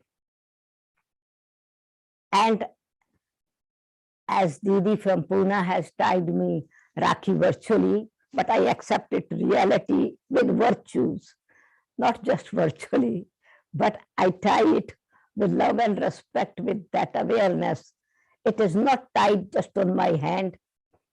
It's invisible energy, love that reaches through many walls, through many barriers, because it's a very subtle energy of love and respect. And this is what it is, connection of brother and sister. No matter what our problems are, even now, sisters living one place in one country and brothers are living at other place. When the brother is waiting for Rakhi, that my sister will send me Rakhi. It's not the thread. It is the pure relationship, thread of love, thread of pure relationship. And so we are all brothers and sisters in this awareness, with this conscious that we are souls. And when we have a physical body, we are brothers and sisters. The right hand, to tie on right hand, it is tied generally Dadi ji, Dadi Janki, and Dadi Prakash Mani ji always encouraged us and made aware, when you tied Rakhi, don't tie Rakhi like this. You are not a beggar, you are a giver. Tie Rakhi with this fist, determined and on right hand. And it's a determination, actually. It's a determination to reach the destination. On one side is the love and respect for the self, for my own values.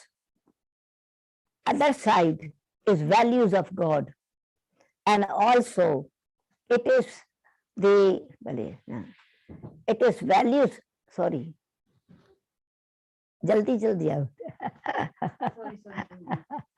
Okay, all right.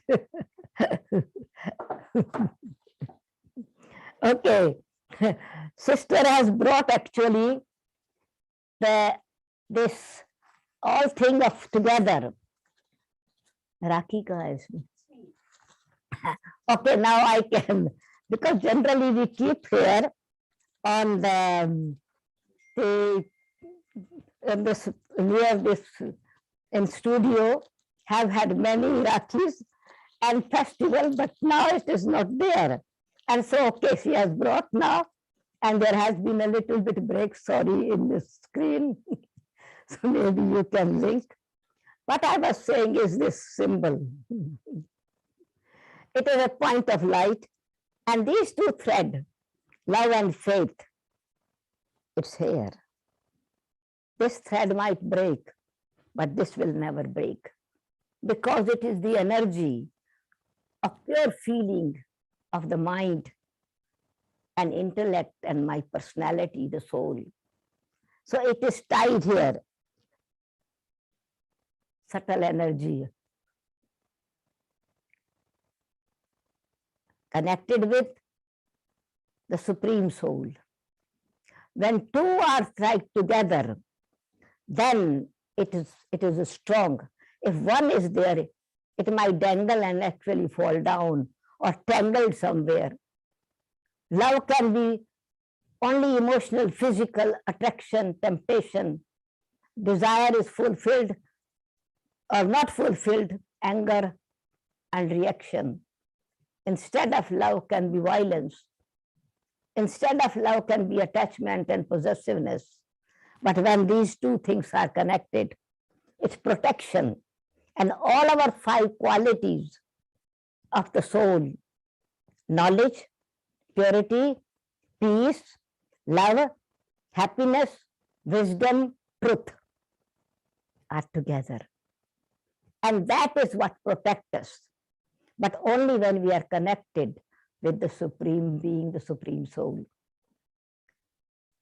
Our line of the intellect has to be very clear. Mind has to be very pure, clean. We are able to then catch the signals that the Supreme Soul gives and the power that is given. Sorry, Barley. So, sorry. Achha. So then all these qualities, this is also joyful. Think it is a swinging, a music is going to be played because we are trying Rakhi, and it's great joy. Heart is singing the songs and mind is playing the music of happiness. And so it's a connection. God is known, one support, one strength. One strength, one support. It is just like holding an umbrella.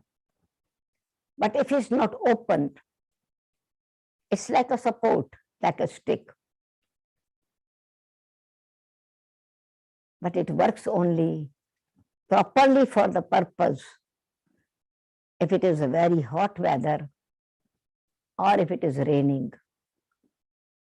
And so there is a heat of anger, heat of jealousy, heat of negative tendencies, rejection, reaction, competition. The coolness and protection comes when our mind is connected with the Supreme Being and our intellect is very clear to recognize and realize what is benevolent for myself and what is benevolent from the Supreme Being. Otherwise, you are always getting wet in with emotional rain and with the heat, violence. So umbrella is opened, it becomes a protection. And so the Supreme Soul is umbrella, is a canopy of protection.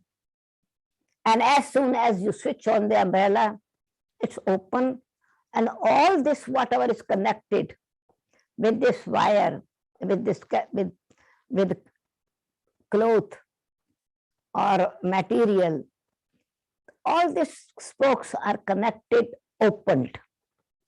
So we all are connected with each other when we are connected with one, the Supreme Soul, without any discrimination of caste, color, age, community, country. And this is what we learned, practical teachings from Father Brahma, from the Supreme Soul, Shiv Baba, and also our senior Didis and Dadis. It is the month of Prakashmani Dadiji. Whenever this Raksha Bandhan was celebrated, with great joy, though many will come and celebrate and tie Rakhi, Dadi will tie Rakhi, Dadiji will give tilak also. What does it mean, a tilak? It is actually the light of realization of coolness within the self. It is put of sandalwood paste. In the temples as well, you go in the mandir, in temple, it is not seen it's only female have this tilak. Male or female, young or old, everyone is given a tilak. The meaning is, if you rub a stone against a stone, fire will emerge. And if you rub a piece of sandalwood against a stone, coolness and color will emerge. And so, when you are able to connect yourself with the Supreme Being, the Supreme Father, Supreme Soul, the heat, which is stone-like intellect, heaviness in the heart, hurts the soul, very strong words. But if you keep your coolness, your quality of sandalwood, that challenges change into sweet fragrance because you don't lose your quality. In fact, that is the opportunity to express, emerge your quality when the situations are there. And this is what is called soul conscious energy.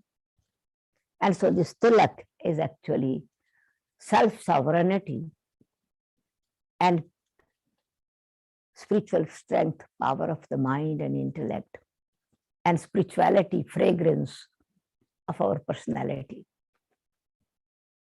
And then certainly in every bag that we are giving a Raksha Bandhan is always sweet is connected with it. It is a sweet which are of different nuts made, and then in every nut has a meaning. Every has connection with this. Connection that if it is almond in it, then let your third eye open. It's the size of almond. It's the shape of eye. If cashew nut is there, hear only the positive energy. Hear words which are benevolent for you. If it is pistachio, open your mouth with sweetness and virtues, because then it gives strength to others. If there is another coconut in it, keep your third eye open. Whatever toli is made, because sister gave me, Dadi from Pune gave me the coconut toli. And I immediately realized this is a symbol. Keep my third eye open. Keep my goal very high. And doesn't matter whatever situations are. When coconut you throw down, it opens up with smiling. What is in it? It's coolness, sweet water, purity, nourishment. So situations are there, but keep your mind filled with all these qualities. And if other any nuts are there, almond is, what is called akhrot, walnut is there, then keep the brain also calm and very clear, creative. It is the qualities within us. Let the lokik become alokik. And that's why the sweet is not only sweet of just the sweet of the nuts or whatever things are available, but it is the power within the self. Let every action be fruitful action. And every fruit, karma philosophy tells, every fruit has future and has past. And now perform elevated actions. A ripe fruit has a seed in it, which is creating your future. And so with a powerful action, let qualities be perfect, perfection in action. And then automatically you are blessed with the blessings of all the Almighty. Okay, I read the blessing for you. Through God's wisdom, you remain close to truth. Through God's wisdom, you remain close to truth, enabling you to regain self-mastery. You bring others close to God. And this is why it is a tilak of self-sovereignty, blessings and powers. And so how many I should give? It's for everyone, those who are present there. Tray full of, sister has brought not only just one, brought all of you tray full of all these blessings. So this is why I give everyone with great love this bag containing everything for you. Congratulations, greetings of Rakhi. Sorry it's late because it was not there and so had to be brought later. Generally, we keep it here, and I thought it was there on the table. Okay. Dadi Prakash Mani ji, I was saying that always it was a great joy. And even now, her values, her every step she took, it was far-sighted. And of course, spiritual development took place more and more as foundation of this institution. It is a World Spiritual University. World Spiritual University. बहन कोई बात नहीं, रहने दो. World Spiritual University. And so, Godfatherly World Spiritual University, Brahma Kumaris World Spiritual University. Universal truth are taught. But it is the Supreme Father is our teacher. And these teachings are actually practicing these values in practical life. Godly qualities in practical life. And so Dadi ji demonstrated, continued the values what Baba has been teaching us and is teaching us. Very good personality, the best. All qualities were beautiful. But when I met her first time in Delhi in 1957, she was the first Brahma Kumari.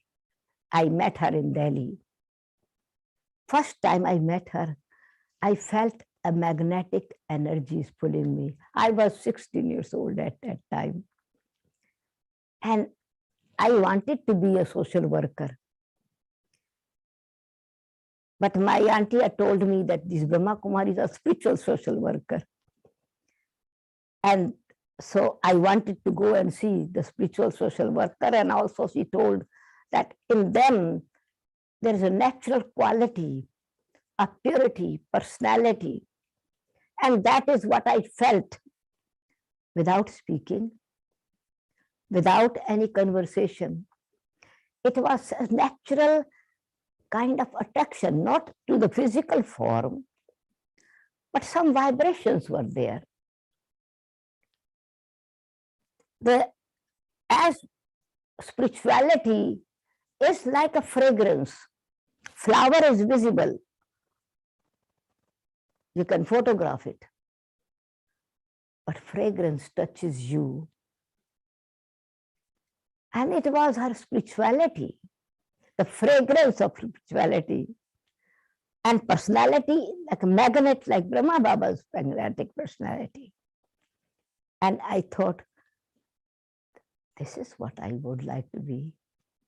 Without speaking, she did not speak. We had just come in. Of course, we stayed only short time because we were going somewhere, going for a walk, or we had set a destination to reach. But she was my first subtle, silent inspiration. And as her name, Prakash Mani, the jewel of light, spreading light through her sustenance, through her smile, through her generosity, through her administration, communication with love. And one shift took place, very visible. Of course, before that, the centers were mostly, service was taking place. Sisters would go everywhere. Exhibitions were taking place. Melas are established. Majority sisters, mothers were more engaged. But as the time was growing, a time came when service had to be expanded.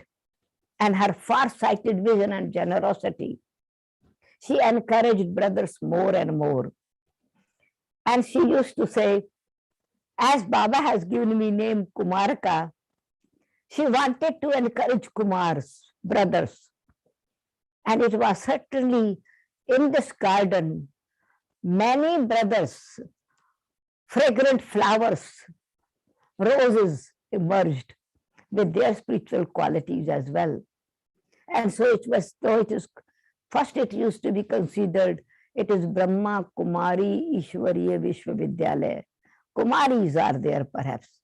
But Brahma Baba did not only look sustained Kumaris, families were sustained. Yajna was not only just with Kumaris, the many families, all our dadis came with families, they are with their parents. That was my Dadi's parents. Kumarka and then Shantamani Dadi's parents, Chandramani Dadi's parents, Ishu Dadi's parents, they all came with the children. And it was, in fact, family path. But certainly, as Brahma Baba, reformer of the society, but also character builder, he gave the strength. Shiv Baba's knowledge was put into practical form. He created Shiv Shakti army. And in Shiv Shakti armies, in forefront was the Didi, was Jagdamba Saraswati. And with that in front line, Didi Manmohini ji. In young age also, Prakashmani Dadi ji. Always, her charisma, her qualities were always visible. As it said, coming events cast their shadow before. Dadi's lightness, joyful nature, easy nature, flexibility, clean and pure heart. Of course, very much loved and respected by sisters. Love and unity in the yajna. After, generally, if someone's founder goes away, friction takes place. And here was a practical example of Didi Manmohini ji, who was actually appointed after Jagdamba Mama became perfect, achieved her angelic stage. Didi Manmohini was the responsible of looking after yajna. Brahma Baba has appointed her. And after Brahma Baba became Avyakt, then Prakashmani Dadi ji's, a very shining star which was always bright, came on the stage, on the screen, and all her qualities were revealed by demonstrating what is spirituality. Spirituality in reality. Spirituality in reality is unity. Spirituality in reality is purity of the heart. Spirituality in reality is greatness with humility. And these two powers, Didi Manmohini ji and Dadi Kumarka ji, both work not only hand in hand, but together with one mind, with one idea, with one intention, with one faith, keeping Baba in the middle. And it was Baba's power, what they had practically brought in practical life.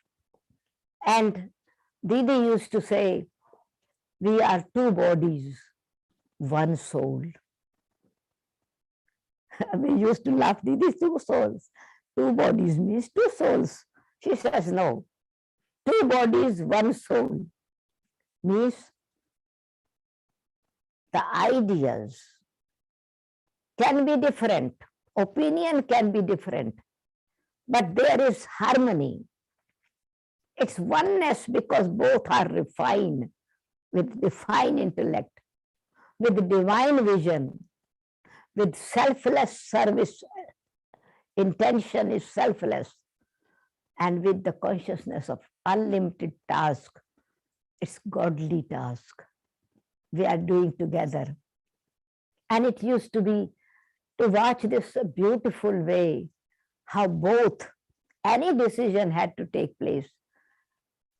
Didi was at that time actually all from Delhi to Srinagar, and from Ahmedabad actually, from Ahmedabad to Srinagar, Punjab, Europe, that area. At that time, centers were spread on that area because Didi Manu Moini ji was living in Delhi. Dadi Prakash Mani ji was in Bombay. And Didi and Dadi actually both same in the same kind of qualities. But there was no competition, no comparison. It was both surrendered to one, connected with one. And his Baba was in the middle, and it is godly power in the soul. Vision is the same, and they kept the Yajna united. Didi had trained many teachers, many Kumaris, many families. Yajna was, as Baba's Yajna continued after Baba, before Baba, Mama, with Baba and Mama. After Prakash Mani Dadi, Didi and Prakash Mani Dadi were sustaining, nurturing souls to fulfill wish of the benevolent being, and also the wish and vision of Brahma Baba. And so I was saying that before that, mostly the sisters were there at different places. But extension, vision, far-sighted vision, and time is critical, becoming more and more challenging. Sisters going alone was not safety.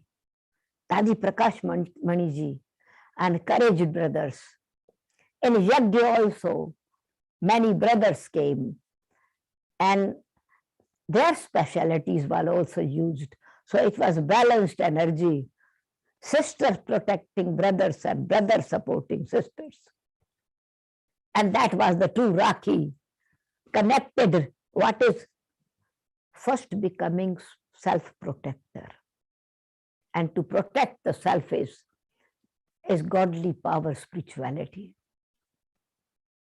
Spirituality, it means that soul consciousness and the qualities of the soul, not only just in only head, but in fact in heart and working and expression through hands and through action in practical life. And so brothers and sisters, number was increasing, respect is also increasing. And so many youth programs were arranged. Many Bhattis Dadiji started arranging for brothers, for couples, for sisters, for Kumaris, and it was a generous heart.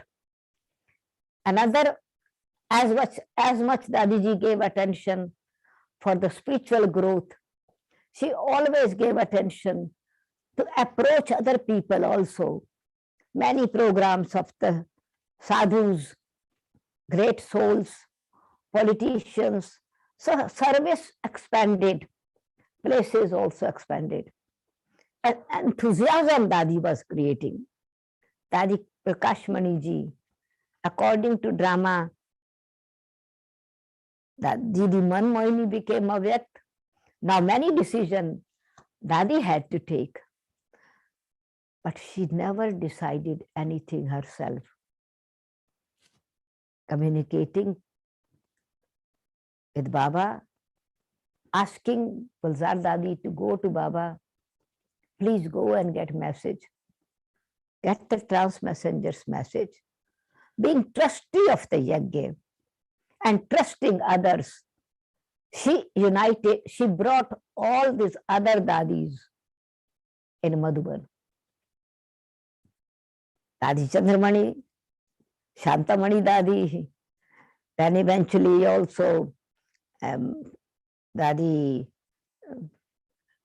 from, we call Brajendra Dadi, not Brajendra, Nirmal Shanta Dadi, Manor Dadi, an expansion was taking place.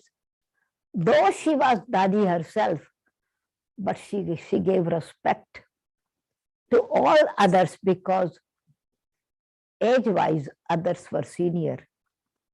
And of course, in the worldly experience also, others have lived in the family. Some have lived the life of to handle the problems. And Kumari Shakti was also powerful Shakti of Brahma Kumaris, both energy. So she gave encouragement to the many family mothers to run the center, to increase Gita Pathshalas. Families should encourage families. Youth should encourage youth. And in this way, every day was celebration. 10 years, those who are in knowledge, celebration for them. 15 years in knowledge, celebration from them. Kumaris are surrendering, celebration from them. It was like every day a yajna is created where tapasya is taking place. But at the same time, in a royal gathering, in a royal court, in a king's palace, Shahnai is playing, music is being played. It was great joy. Party every day. So it was a balance. She kept the balance of spirituality, self-service, yajna service, and world service. Self-respect, respect for others, and respect the value, respect each other, and also love and respect for the souls, those who are searching for truth. Mercy for them, those who are not able to transform themselves. So many programs were arranged to liberate people from the addictions. Is what I want to say. When she was there, she was thinking of all different areas. And that is what it's called open heart, open mind, with generous heart, generosity. Her vision was that everyone should be satisfied, receive what they are looking for. And in order to bring them together, it is ability, because she was very humble. Blessed with many qualities, many specialities. On one side, lightness, other side, authority. Whatever decision she took, she had the authority of truth and experience, and also support of the authority of unity that was created. Decision was taken together with great joy. What her feelings are there, without any hesitation, she will say, this is what my thought is, what do you think?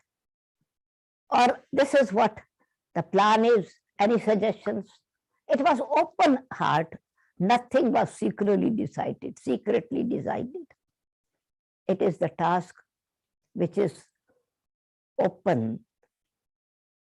Baba opens the lock on everyone's heart, of everyone. He gives the key of selfless love, and Dadi used that key of divine wisdom and selfless love, unity and harmony to generate that atmosphere. So much expansion took place from Pandav Bhavan to Gyan Sarovar. Their academy was a spiritual academy. From Gyan Sarovar, Shantivan. And as the expansion was taking place, she was valuing, respecting, and gave so much respect of the specialities an experience of brothers, and also protecting youngsters that they are not attracted towards the worldly attraction. She actually gave value to those who are valuable and very experienced, whether it was Ramesh Bhai ji, or Jagdish Bhai ji, or our Nirvar Bhai ji, or our Dadas, Dada Vishwaratan, Dada Chandras. She always called them Dadas, brothers, and always not with name of sisters, Manor sister, no, Dadi, Dadi Manor, Dadi. And this was pure heart, humility, and greatness. And then giving them the responsibility, being there, trusting them. And so this is why the Yajna could expand it. Brothers, she was very interesting, way her, that she would give freedom to Kumars. Okay, go and play, you can play. The Peace Park was created. She would give full freedom, go and play football, go and play hockey, whatever games you want to play, so that their energy is used, released in a spiritual way, programs after program. So intellect is not attracted anywhere else. So spiritual energy is used in constructive way. So what I want to say, she served all areas of society, all age groups, children's program.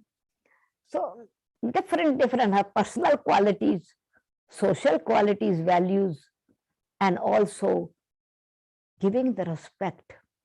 Those who came, whether politician came in Mount Abu or Sant Mahatma Ji's gurus came, she respected them because of their specialities. And it was very interesting scene one time, because it was with great joy all these programs were made, and keeping their code of conduct or their system that they should be given a proper way of dakshina or whatever position and seat, to bring all these gurus of different position at one stage. It was this pure heart, sisterly love, motherly sustenance, welcoming, and humility. One time, one of the sannyasi was great guru or whatever, was good Mahatma Ji, and he wanted to sit on the highest seat. And all are actually were equal seats were there. But because Dadi Ji used to read to Murli in Om Shanti Bhavan, and naturally, because of Om Shanti Bhavan, so that till end can be seen, so this Dadi's seat was little bit higher. And it was a signal from that Mahatma that he want to sit on this. Dadiji with great love said, yes, yes, you can sit there. And Dadiji immediately, it was not a question of, like the people say, Guru Gaddi, only there has to be sit. She did not have Gurudam consciousness.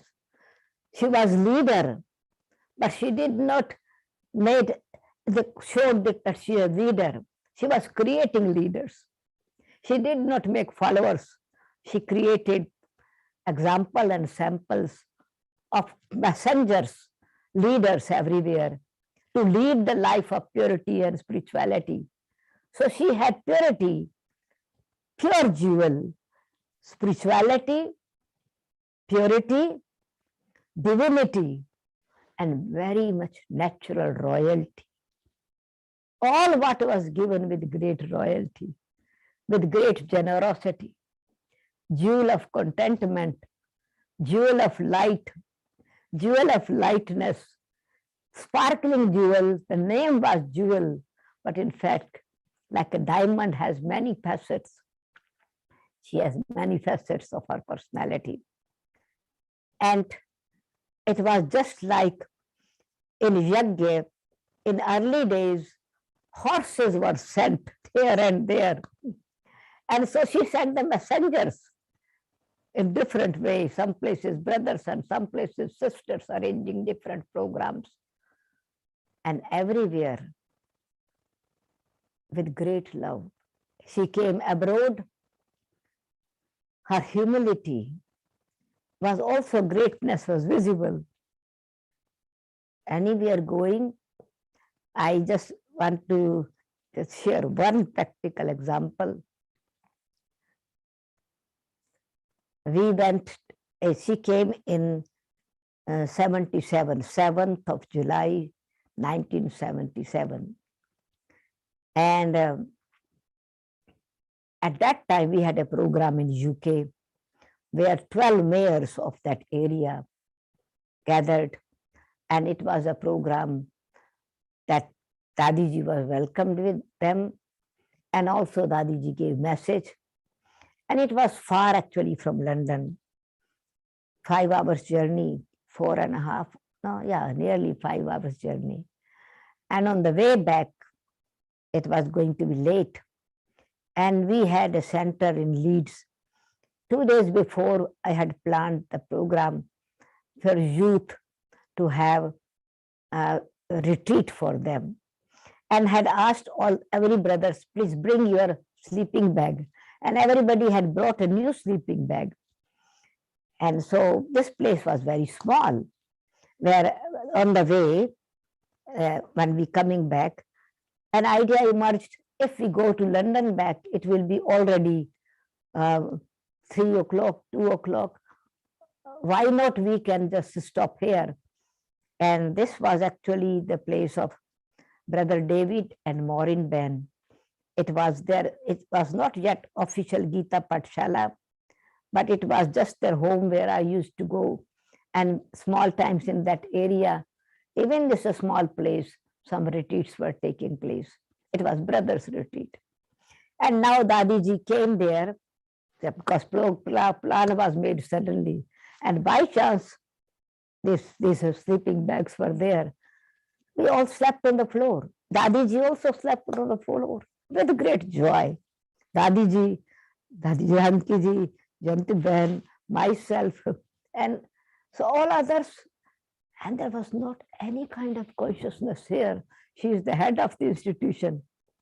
Very simple, very natural, light and easy, flexible. And always you see that her walking was also inspiration. Her talking was also inspiration. Her face smile was also inspiration. As Baba said today, forehead shining. Drishti, spiritual, loveful, loving drishti of spirituality, uplifting, encouragement, and no tiredness, no matter whatever, how much service is being done. One time I asked Dadiji, there's so much work is there to be done, and you do so much. All the problems certainly are there, and you definitely, though you get everyone's respect and you get the advice and suggestion from whatever area you want to have, means very clear communication, but still burden is on the head, she says. And I said actually, can you sleep easily in the night? Not so many things coming at that time which are not done. She says, she looked very with a love, telling me, did I do anything? No.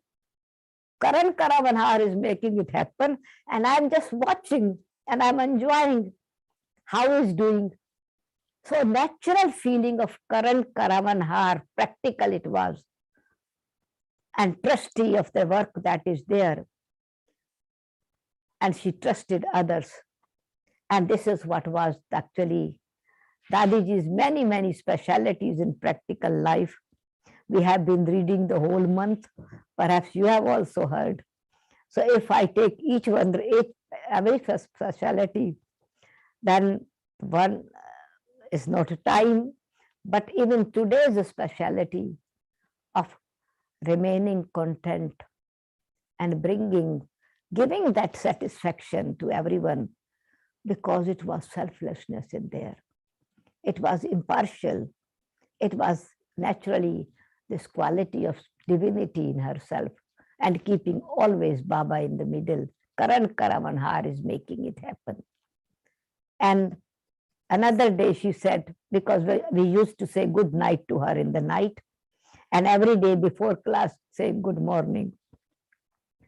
And one day she said, Sudesh, you asked now other day, I sleep naturally.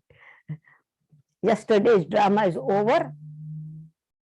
I don't keep yesterday's drama for tomorrow. Today's scene is today is gone. Tomorrow will be new scene we will watch.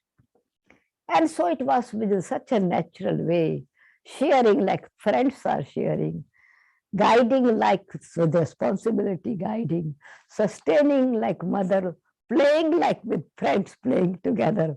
You have seen many things. Many times we went picnic with her because it was a festival every day.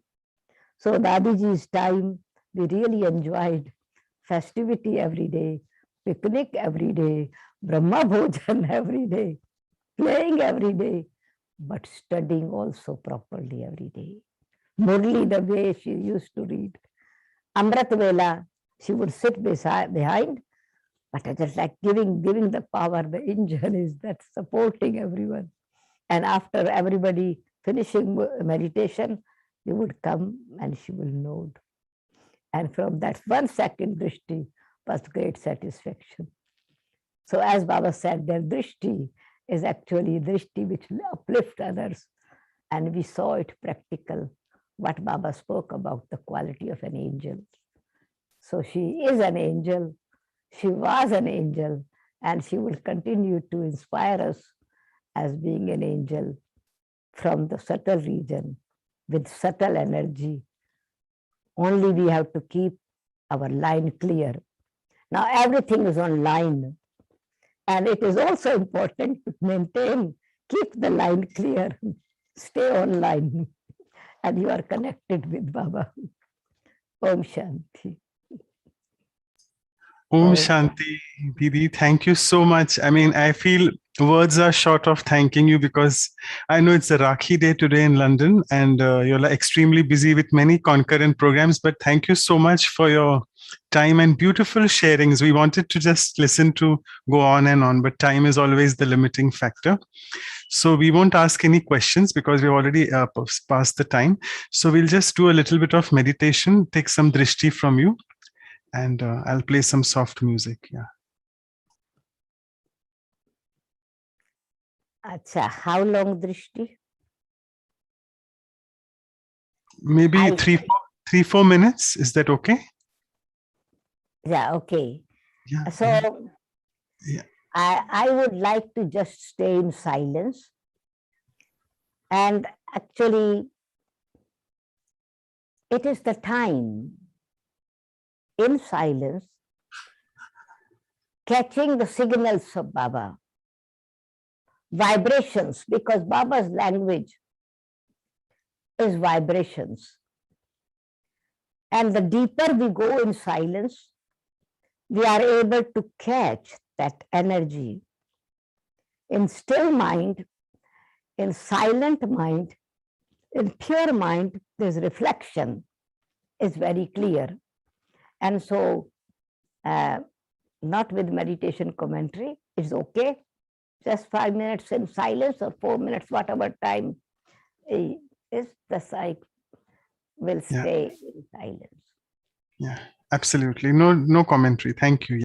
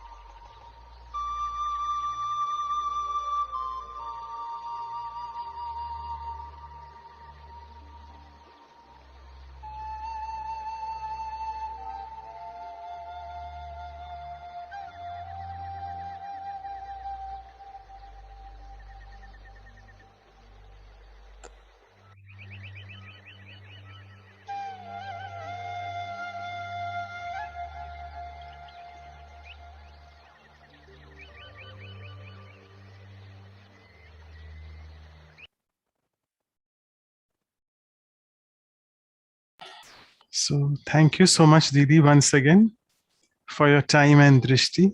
You're all very, very fortunate to be with you. Thank you. Thank you. Thank you. Om Shanti. Thank you. It was great joy to be with all of you. It's my pleasure and fortune today, the day of Raksha Bandhan, meeting together with my unlimited family.